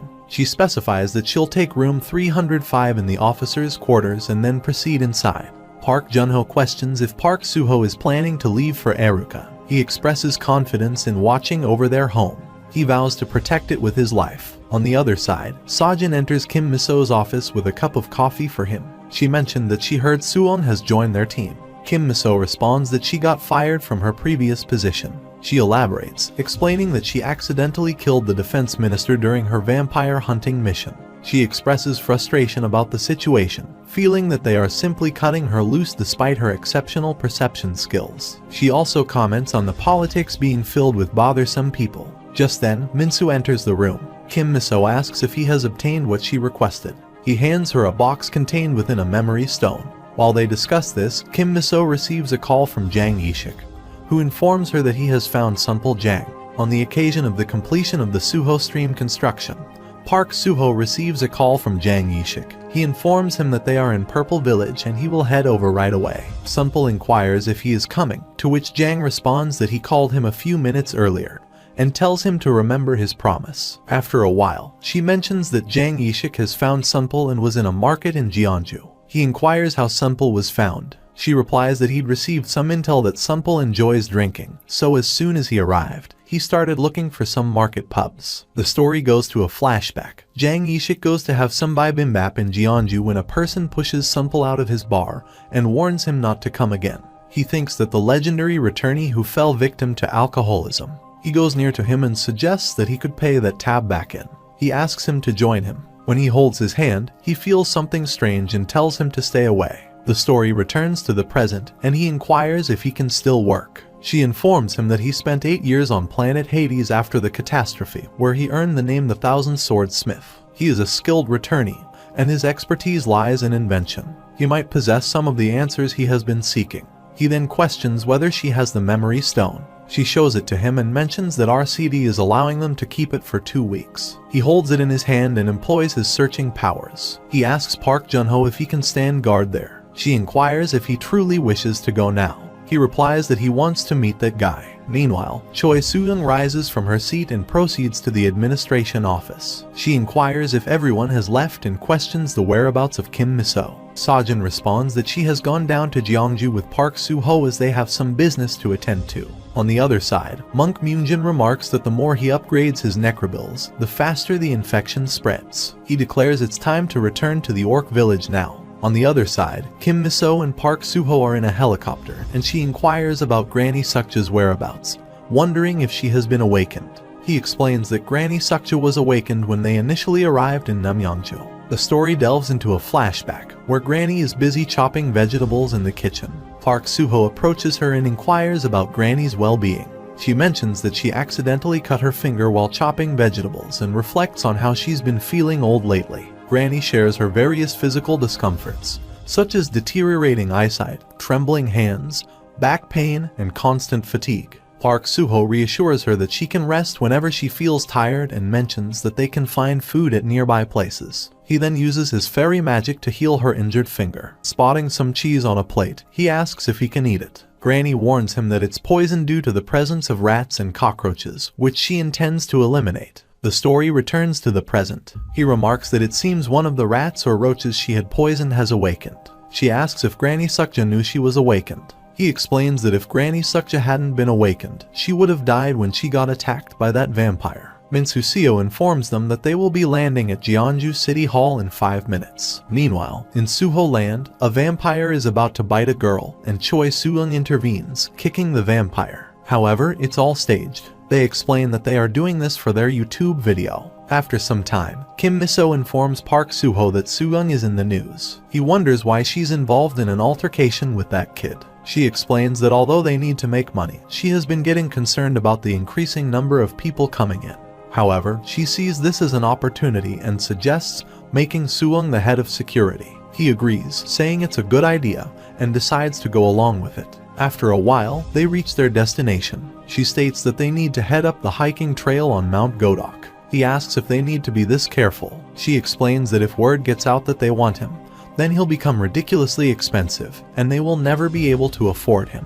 She emphasizes the importance of confidentiality. He says he will never understand this world. After a while, Jang Yishik introduces them to Sunpul. Sunpul believes that it is indeed Park Suho, and that he is truly standing right in front of him. Kim Miso informs him that they have come a long way to meet him. He mentions that he has been waiting for them and invites them inside. After a while, they all sit inside, and Park Suho looks at him. He thinks he was expecting a washed-up alcoholic, but his eyes are alive. He asks why he has been waiting for him. He says it's because he saw hope on that day. The story shifts to a flashback. Sunpul is seated in a pub when he observes on TV that Park Suho and Lee Sungwoo engaging in a fight at the Tokyo Stadium. He is shocked to witness Park Suho knock out Lee Sungwoo. He inquires if there is something he wants from him. Sunpul responds by requesting him to kill someone for him, and if he does so, he will join his guild. He turns to Kim Miso and suggests they leave, stating that he doesn't need someone like that. He confesses that the person he wants dead is the one who killed his wife. He shares that he pleaded with them not to take Seoul, begging for her life and willing to do anything to save her. He reflects on how, since that day, he has been tormented by nightmares every single night. He believes that he can't afford to lose Seoul, so he does whatever they tell him to protect her, even producing thousands of swords for them.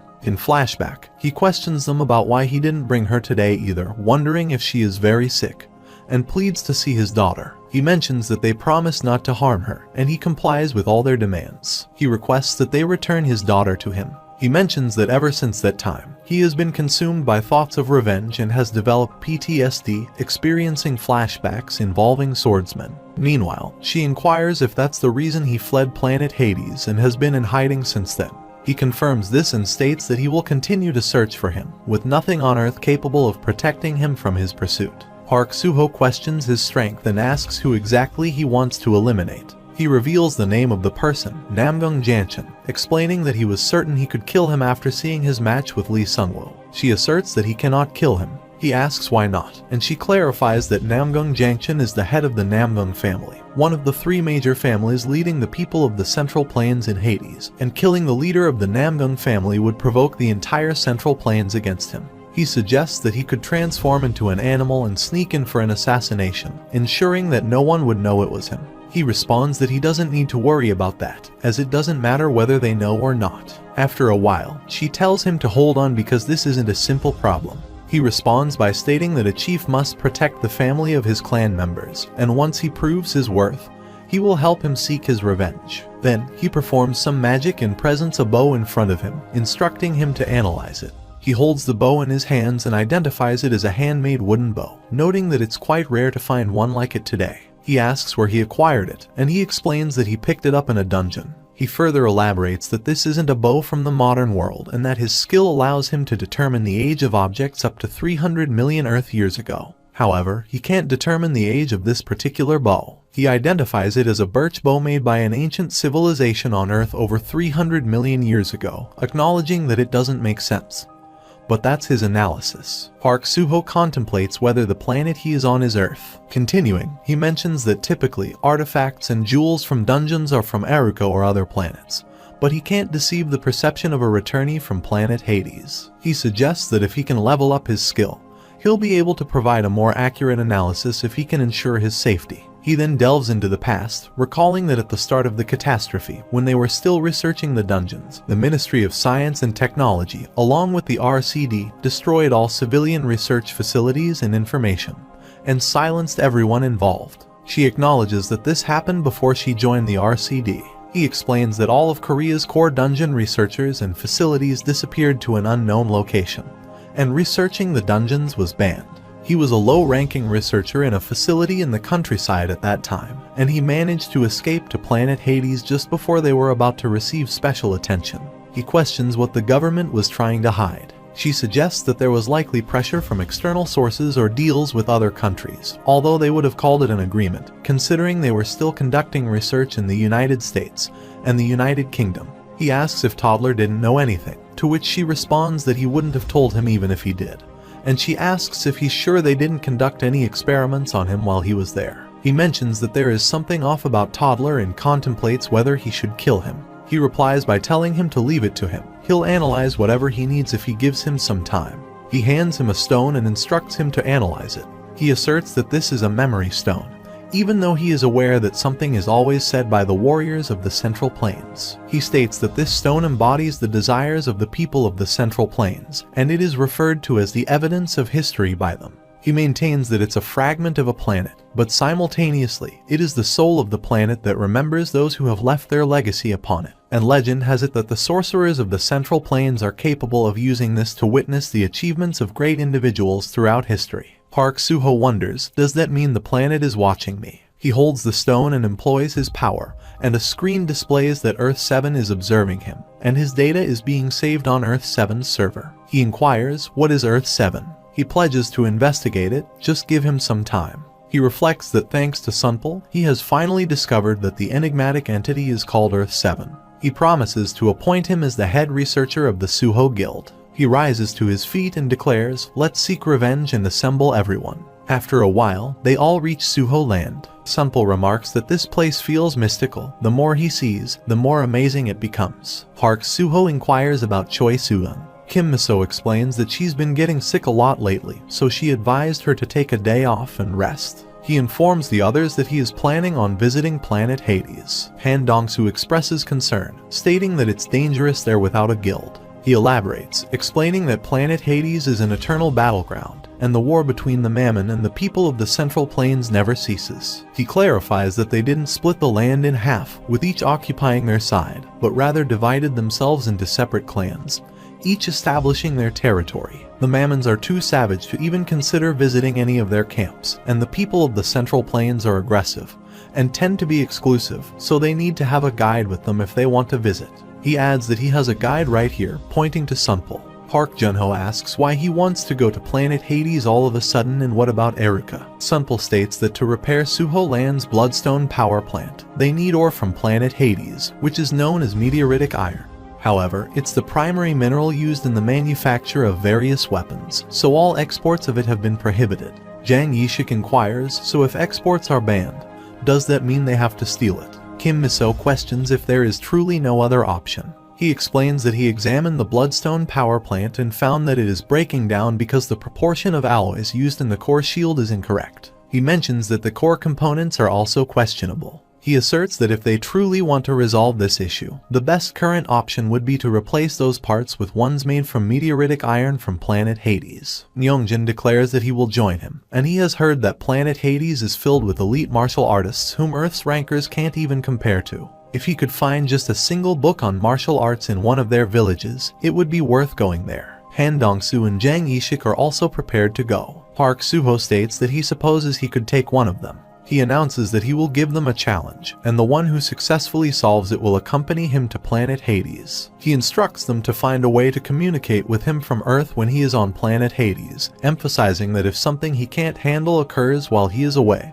he will need a means of getting in touch with him. He departs, saying, let me know when they figure it out. After a while, Park Suho and Sunpal eat food. Sunpal explains that there are two ways to level up on planet Hades. He mentions that the first way is by killing a Mammon, which the people of the Central Plains call merit. The other method is through technique training, which is the most basic way to control the energy within their bodies, and they refer to it as inner strength training. He says he doesn't quite understand it. He asks if he wants to witness the power of inner strength. He harnesses his power and breaks a tin pack. Park Suho inquires about the nature of that magic. He explains that it's inner strength, and the higher the level, the more effective its manifestation becomes. If he focuses on training his inner strength, he can attain D rank without even hunting, just as he did.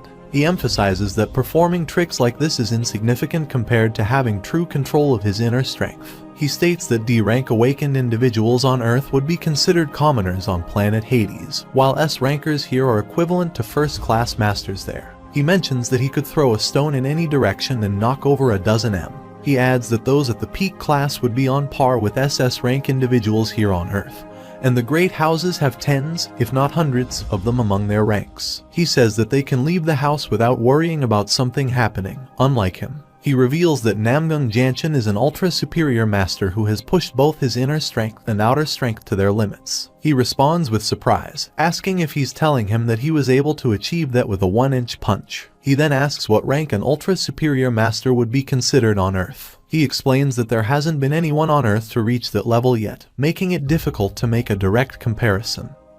but their guess is around triple U rank. He clarifies that being an ultra-superior master doesn't mean one is invincible, and anyone could fall victim to the poison dart of a well-trained first-class assassin on planet Hades. He points out that even the fiercest beast can succumb to the sting of a poisonous bug in the wild. Either way, he expresses anticipation for the encounter. He thinks to himself that he's forgotten about being nervous, he's getting excited about it. He realizes that he needs to study this guy. Park Suho asks a curious question.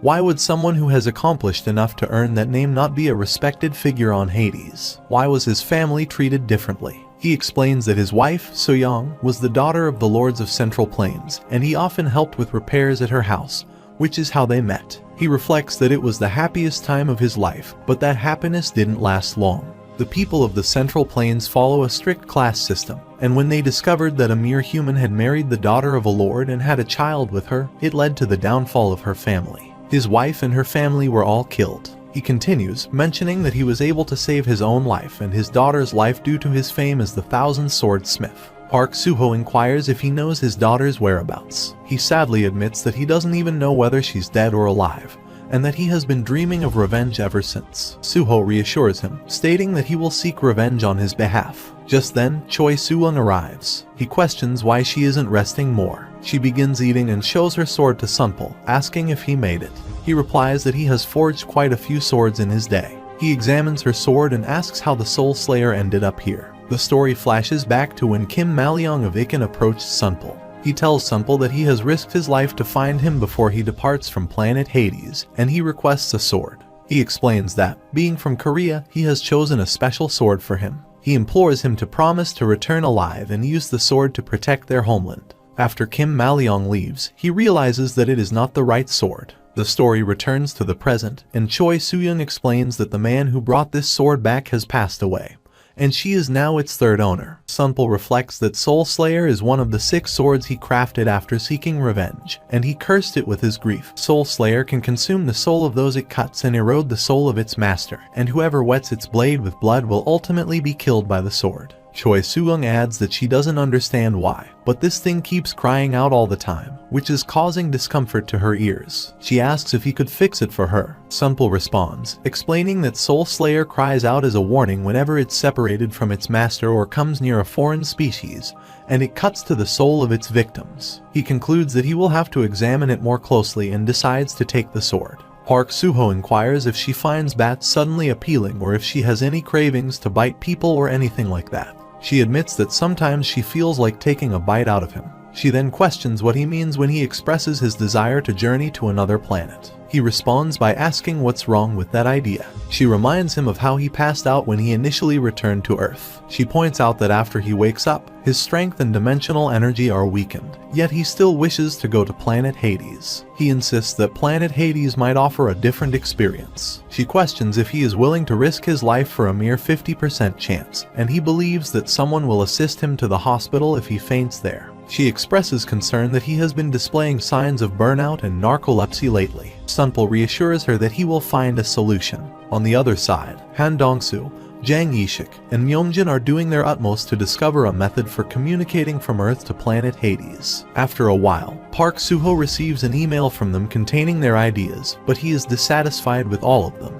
After some time, Park Suho goes to the temple and encounters Myeongjin. He inquires about whom he has selected to accompany him to planet Hades. He replies that he is still contemplating his decision. Just at that moment, Gunwoo arrives and inquires if they are conducting a quiz, expressing his eagerness to participate. Park Suho clarifies that they are attempting to determine how to establish contact with Earth from planet Hades. After a while, Park Junho is writing something on Bikku, and Kim Miso is on a call with Park Suho, stating that she has everything he asked for ready. She asks if this idea was Gunwoo's. He sends Bikku through a portal, and they are delighted to see that his writing hasn't been erased, and it has worked. The Bikku is sent back through the portal. Park Junho states that he will not let him go. He admits he cannot honestly express his desire to bring a child along. He says Gunwoo has not even awakened, and he cannot pass through the gate. Sunpul mentions that Gunwoo has already been awakened. He explains that Gunwoo awakened after only 3 days of inner strength training, and he has never seen a child like that.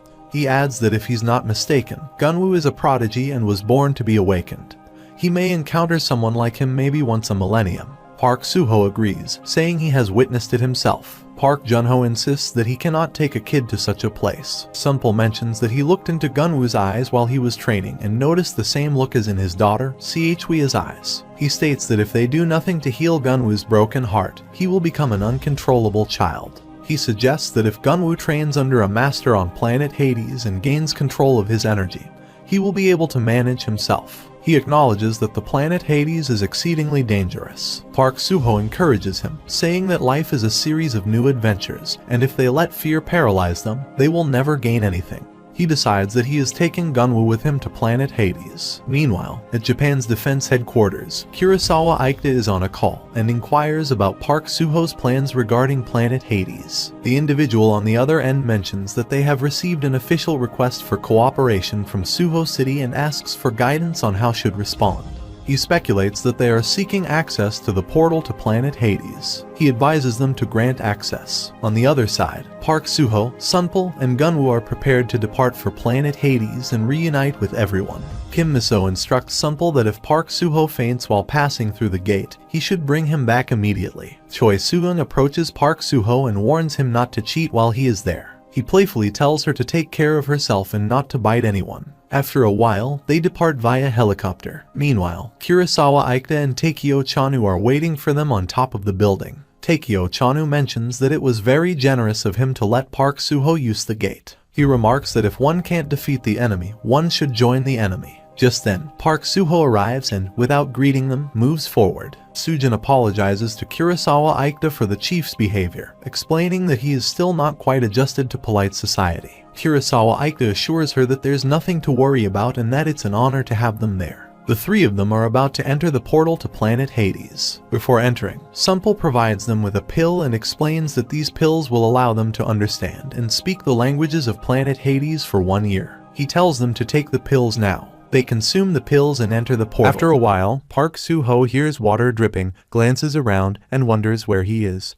He finds himself tied with a chain to a pipe and tries to call up his status window. He asks why it is not popping up and then realizes don't tell him. He recalls a memory where Jang Sunpul mentioned that irregulars can have their stats nerfed if they go through a portal without a suit, and the properties of this gate are different. However, he should not have any problems if he is wearing his suit. He wonders if he was nerfed again. He remembers now that he started losing consciousness the moment he passed through the gate, so he summoned the wyvern before he completely passed out. He wonders why he is here alone, and if that means Jang Sunpul and Gunwoo are with the wyvern right now. He mumbles that he hopes nothing happened to them. Meanwhile, Dang Jinchuol is also tied there and asks him what he is muttering about. He tells him to shut up, as he is getting on his nerves. Park Suho asks if he is from the Central Plains. Dang Jinchul questions if a Mammon would be in a Mammon prison and states that it looks like he is a pupil from Earth, adding that he is not making it out of this prison alive, so he should shut the hell up. Park Suho tries to uproot the pipe with chains. Dang Jinchul asks what the hell he is doing and mentions that the pole and chain are made from a stone called Mammonite, and only a Mammon is strong enough to break them. Park Suho continues trying to uproot and finally succeeds. Dang Jinchuol is shocked to see and says impossible. He pulls it out of the wall. Park Suho shatters the chains and asks if he has seen a pair of earthlings, a young boy and an old man. Dang Jinchuol says no and explains that he was captured 2 days ago and was still unconscious when they brought him in. He mentions that the guards are going to be here soon and offers to help him escape if he frees him. Park Suho says he does not need him. Dang Jinchuol argues that this prison is like an ant tunnel. He will never make it out without someone to guide him. Even if he does manage to escape, if he knows the geography of planet Hades, one wrong turn and he will become some terrible divine beast's lunch. Park Suho inquires if there are divine beasts present and expresses his intrigue. He becomes agitated and declares himself to be Dang Jinchuol, a first-class master and the 178th descendant of the esteemed Sashandang family from the Central Plains. He pledges on his honor that if someone were to help him out of this situation, he would serve them. Park Suho then inquires further about the first-class master and reminisces about Jang Sunpul's advice, mentioning that if Gunwoo were to train his inner strength under a first-class master, he would be healed. He concludes that it seems he has discovered Gunwoo's master. Just then, a divine beast arrives, advances to attack, and commands him to be silent, labeling him a fool, suggesting that by beating him, perhaps he can render him half dead. Park Suho strikes him in the face, causing him to crash to the ground. As the beast falls, he questions what Park Suho is. Another beast attempts to attack him from behind, but his weapon shatters upon impact, leaving him astonished. Park Suho turns around, strikes him, and identifies himself as Park Suho before dispatching the beast. Dang Jincheol observes this and concludes that Park Suho is a formidable being, deeming it implausible for an earthling to possess such power. Park Suho proceeds forward and inquires if all the cells are rooms. Upon confirmation, Park Suho kicks a door and demands attention, addressing the individual as an earthling and questioning whether they intend to destroy the entire place. He enters the room and calls for Gunwoo, but the room is empty. Dang Jincheol remarks that this is the last room. He inquires if there are any more cells elsewhere. He confirms that this is indeed the final room and advises that if he is searching for his companions, it may be prudent to abandon the endeavor. He contemplates the necessity of returning to the gate and urges haste, asking how they can exit the location. Dang Jincheol dons his clothes and remarks that he has found his attire, noting that the sword does not belong to him, but can still be put to good use. Upon hearing some noises, he swiftly departs and instructs Park Suho to follow, indicating that this is the way out. As they proceed, a divine beast spots them. Dang Jincheol notices a large beast and expresses disbelief, stating that it cannot be. Park Suho inquires if he recognizes the creature, to which Dang Jincheol identifies it as the Warden, an ultra first-class master named Mammon, cautioning Park Suho to be wary. Park Suho kicks him and kills him. Dang Jincheol is shocked to see this. Many beasts arrive, and their leader declares that their food is escaping and commands them to capture them. Assessing the situation, he remarks that he cannot believe they are surrounded, with enemies approaching from both sides. Park Suho utilizes the Flame Fairy to attack. Dang Jincheol informs him that magic does not work here. When asked why, Dang Jincheol responds that he doesn't know, they simply cannot use it. He emphasizes that their priority now is to make it out alive and suggests breaking through to the other side. He notes that there are only 7 of them, and that the terrain works to their advantage. Park Suho moves to attack and asserts that there is no time, they need to break through on their original path. The beast leader commands him to halt, addressing him as an earthling. Park Suho punches him and also attacks the others, killing them all. He declares that it's over and instructs them to follow him as he moves toward a gate. Dang Jincheol reflects that Park Suho seems to be incredibly talented, but his technique is primitive. He simply kicks and punches. However, he acknowledges that his accuracy and destructive power surpass his imagination. Park Suho turns back and asks what he is waiting for, urging him to come along. Dang Jincheol remarks that since waking up in the prison, this must be Park Suho's first time seeing it for himself and welcomes him to planet Hades. Park Suho looks around and inquires if this is a Mammon village. Upon confirmation, he notes that it seems the clan chief is absent at the moment, suggesting they should leave the area swiftly. Park Suho then asks if the individual he points out is indeed the clan chief. He looks up and observes a giant beast approaching to attack them, identifying it as the chief of the Dundras, the clan responsible for this prison. He notes that the chief is at least a peak-class master, surpassing the Mammon prison guards in strength. Park Suho acknowledges this and indicates that the beast should step aside. The beast strikes his weapon on the ground, causing it to explode. Dang Jincheol falls behind, while Park Suho attacks the monster from behind, striking its head and defeating it.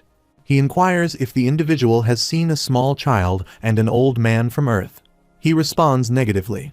Park Suho smashes his face and tersely acknowledges the response. Just then, he hears a system voice announcing the addition of a new merit.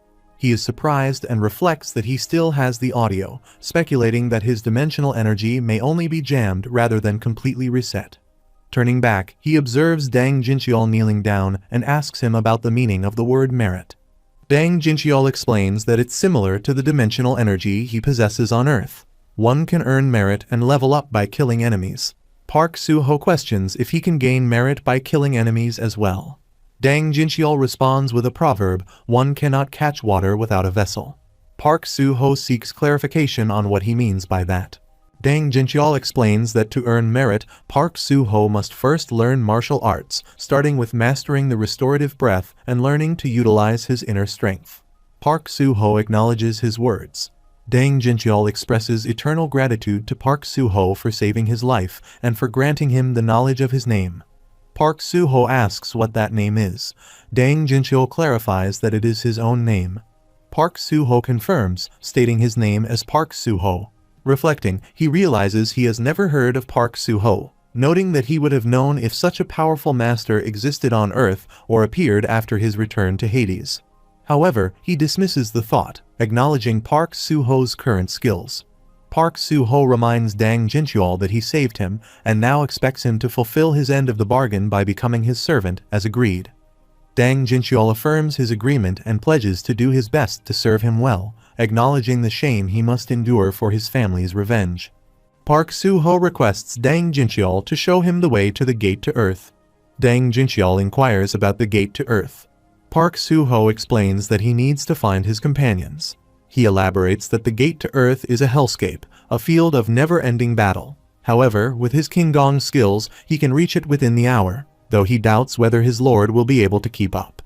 Park Suho grabs his shirt, hoists him onto his back, and reaches in front of a portal gate. Observing it, he confirms they have arrived. Dang Jincheol remarks that he has never witnessed such King Gong in all his life. Park Suho notices a river in the middle of a bone-dry desert and comments that something seems amiss. He admits he has never seen this river before and explains that this place serves as the gate connecting their planet to Earth. However, it's surrounded by a large plain, with the Myros Mammons and the Namu family constantly fighting over its control.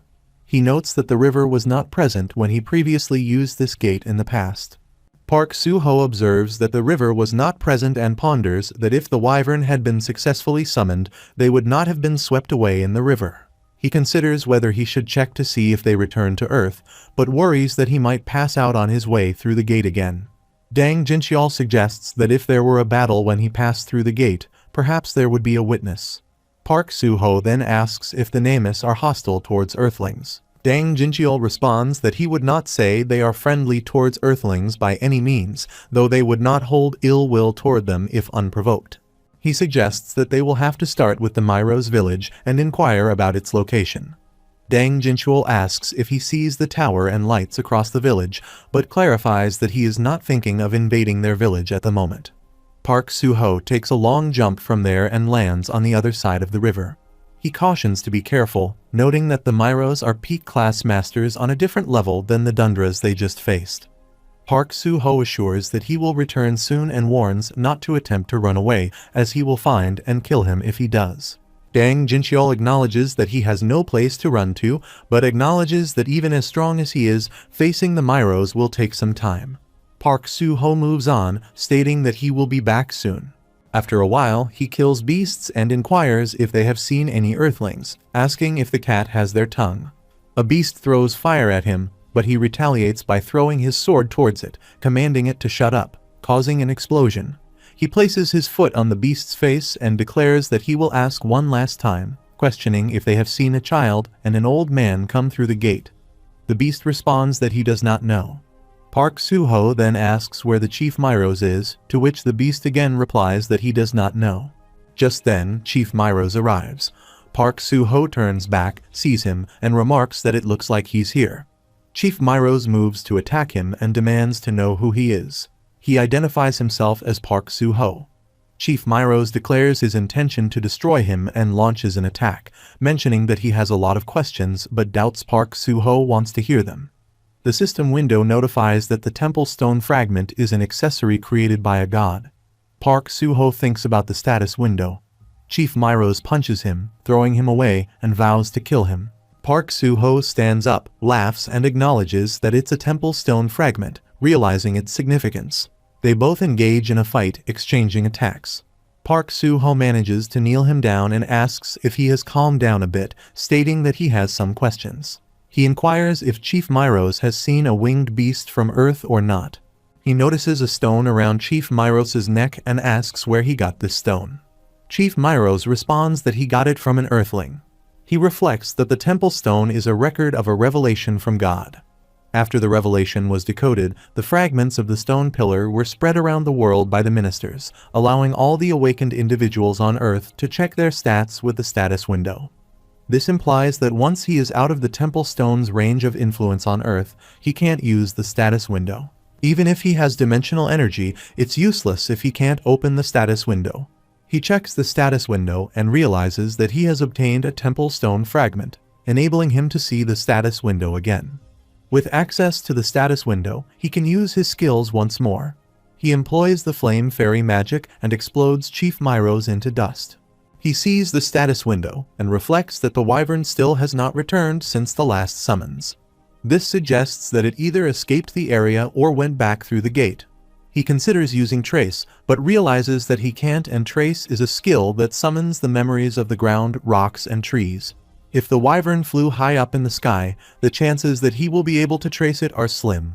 He concludes that he needs to go back through the gate and check, but if he passes out when he goes through the gate again, he will lose even more time. He jumps back and returns to Dang Jinchuo's side. Dang Jinchuo is shocked to see this and thinks of this earthling. As if it were not enough that he destroyed the Mammon's prison, he even destroyed the Myros village, wiping 2 formidable Mammon strongholds from the map in a matter of hours. He considers that he's beyond the level of any awakened earthling he knows of. Could it be that he is not human? Park Suho checks his details with the status window and confirms that he is indeed a first-class master. He then asks about the concealed weapon technique and how he knows about it. Park Suho responds that he knows everything and orders him to show him that technique. Dang Jinchuo starts showing and says it's the Dang clan's concealed weapon first technique. He pops out steel blades from his hands and demonstrates his moves. Park Suho remarks that it's a nice weapon he's hiding. Dang Jinchuo explains that in an actual battle, the enemy would be dead by the time he strikes that pose. Park Suho responds by saying it's great, as he can teach him. Dang Jinchuo expresses disdain, stating that teaching a lowly earthling is a disgrace to his clan. Park Suho becomes angry and asks what he means. Dang Jinchuo clarifies that his clan has its customs, but he will teach him nonetheless. He then uses his magic and retrieves a book.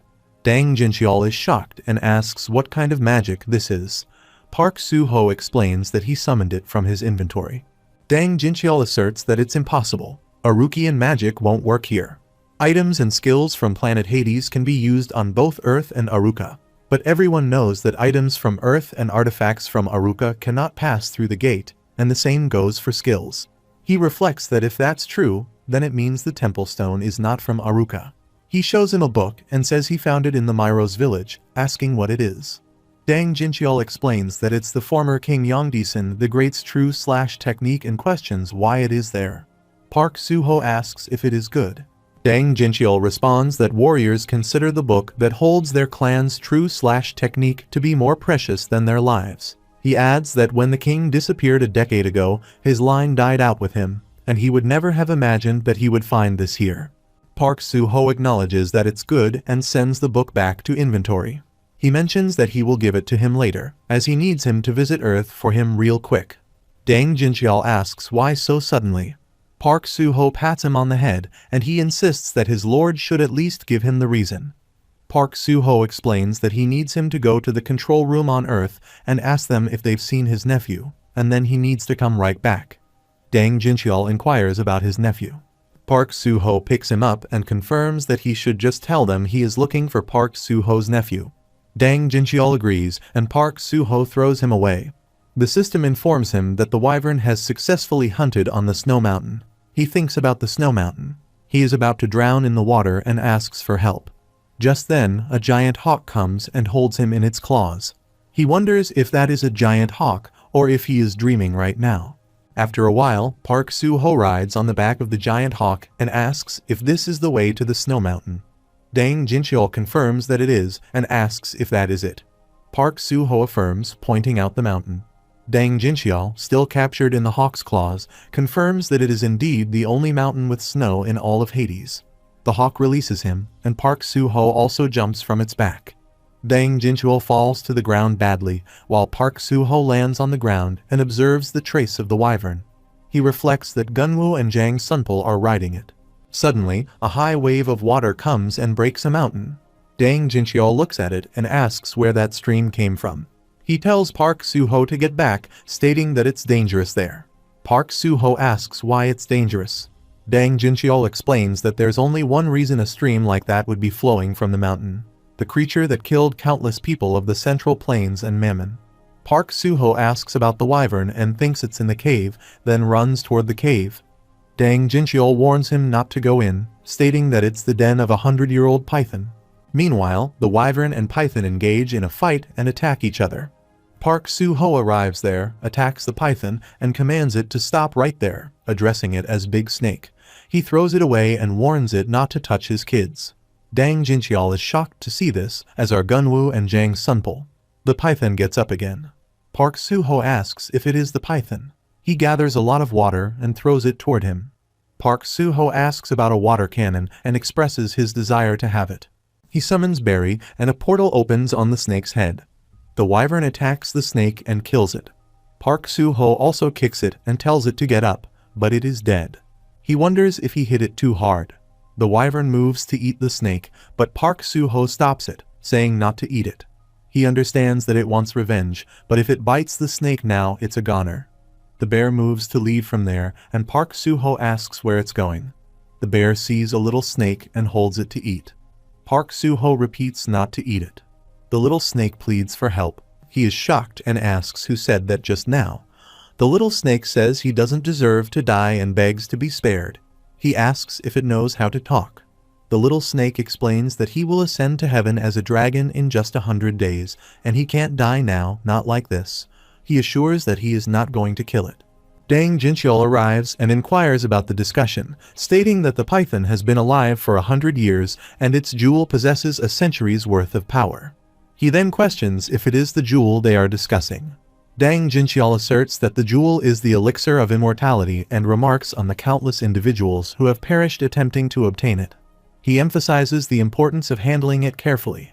Dang Jinxiao explains that he cannot simply give it away. The only method to acquire it is by slaying the python and extracting the jewel. He asks if they must kill the python, to which he confirms. He expresses reluctance, citing a previous declaration of not intending to harm the python. The python, referred to as the little snake, reminds Dang Jinxiao of his promise. Park Suho checks his details on the status window and expresses approval of their character. He then presents two options. Either he can face death or choose to accompany him. The little python agrees to accompany him. The system window notifies that the python has been successfully tamed. He inquires if he is the one responsible for creating the river by the gate. The little python confirms and explains that he leaves his cave whenever he needs to drink water, but the stream he used to drink from was located near an area where people from the Central Plains and mammoths frequently fought. He remarks on the loudness of the creatures and the frequent conflicts resulting in the pollution of the entire area with their corpses, necessitating his separation from the site. Park Suho speculates that he might have been caught up in that stream and reflects that if he had had this snake earlier, he would not have encountered as much trouble when creating the alligator stream. The little python expresses that his whole body hurts and he feels like he is dying. He asserts that he is not going to die. The little python then asks if he can heal him. He responds affirmatively, explaining that all of his beasts heal once they return to the farm and utilizes his magic to transport them there. Dang Jinxiao is shocked and ponders over the mysterious magic he has witnessed. He contemplates that the individual is not human, but rather a mountain spirit from the earth, capable of controlling divine beasts. Meanwhile, Park Junho spots the wyvern and others and inquires if he has returned. He reads the message written on the wyvern, confirming his safety, and becomes emotional upon seeing Gunwoo's message. Meanwhile, Gunwoo hugs Park Suho and asks if he is hurt. Gunwoo responds that he is not hurt. Jang Sunpul mentions that they were worried about him. Park Suho agrees and expresses his relief that they are safe. Jang Sunpul adds that there were a few dangerous moments, but the wyvern kept them safe and inquires about Dang Jinxiao. He introduces himself, stating that it's a pleasure to meet him and that he is from the Great Clan. Park Suho interrupts him and insists that he can just call him Dang as he's his servant. Gunwoo mentions that he is hungry.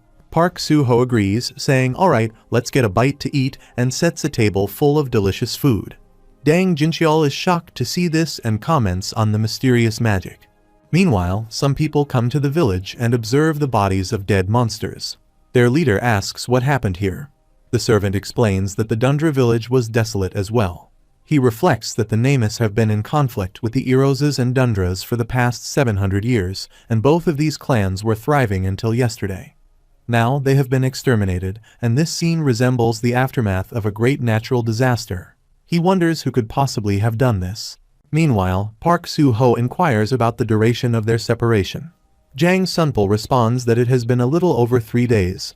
Park Suho questions why they did not return to Earth if there were any issues. Jang Sunpul explains that after they were swept away by the water, they also fell into the river. Fortunately, the wyvern rescued them and was going to take them back through the gate. However, the mammoths must have been surprised by the sight of a dragon and attacked them, chasing them all the way to this place. Dang Jincheol observes that both the people of the Central Plains and the mammoths become excited when they encounter a divine beast. He suggests that if one can kill such a beast and acquire its jewel, one can become stronger. He then asks if this is the child he mentioned needed to be trained.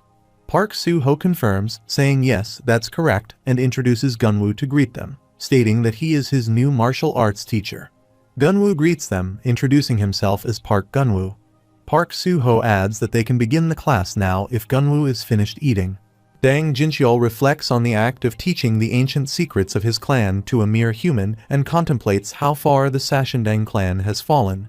He stands up and instructs Gunwoo to follow along, prompting Gunwoo to rise and move with him. After a while, Gunwoo sits with Dang Jincheol, who is contemplating what to do.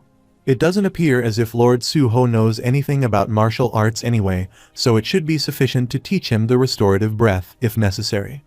Dang Jincheol mentions that he made a promise to his savior, so he will teach him one of his clan's secrets and asks if Gunwoo is ready. Gunwoo confirms that he is.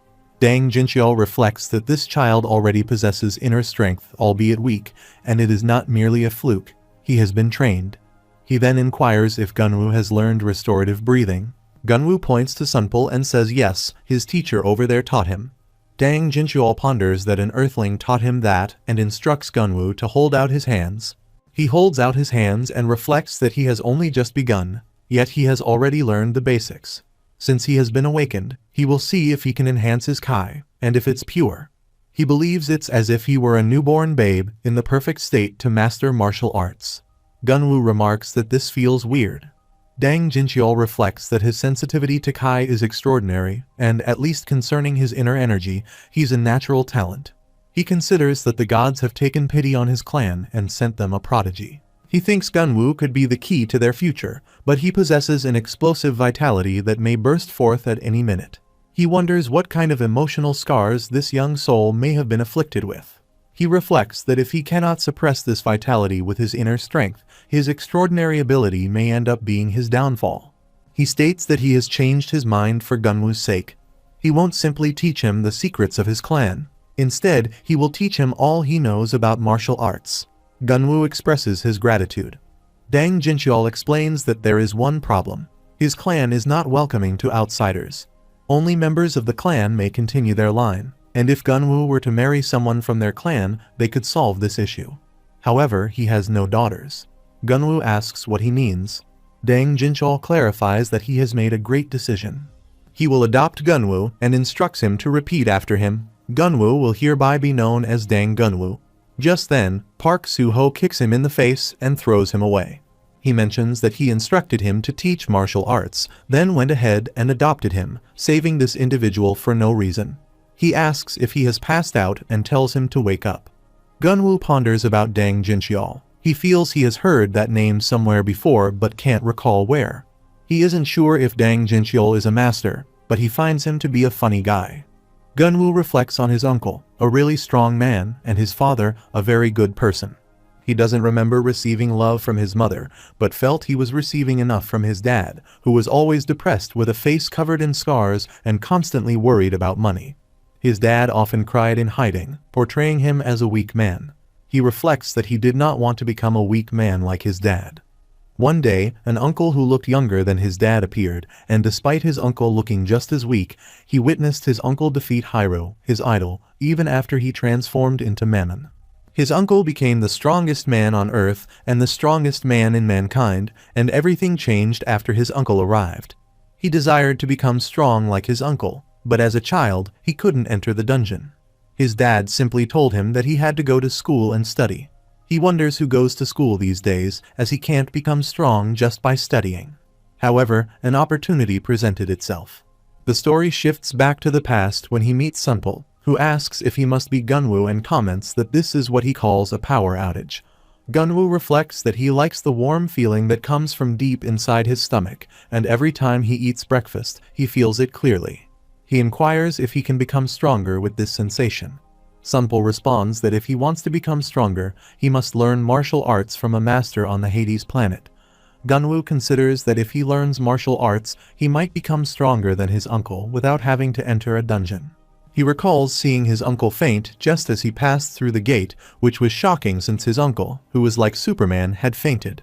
Gunwoo speculates that maybe if he learns martial arts here, he might surpass his uncle, who became the strongest in a dungeon, and become the strongest man in the universe. The scene shifts back to the present. Dang Jincheol observes that the leader seems to be a person truly optimized for the wild. He remarks that he has lived in the wild for several years, but he believes that filling breakfast with only processed food is not enough. Gunwoo agrees, expressing his desire to eat fish. Park Suho suggests they catch it and eat it when they see a river on the way down. Gunwoo agrees with enthusiasm. Dang Jincheol asks why he fell asleep yesterday and why he doesn't remember anything. Park Suho explains that he was instructed to teach Gunwoo, but he fainted while sitting down.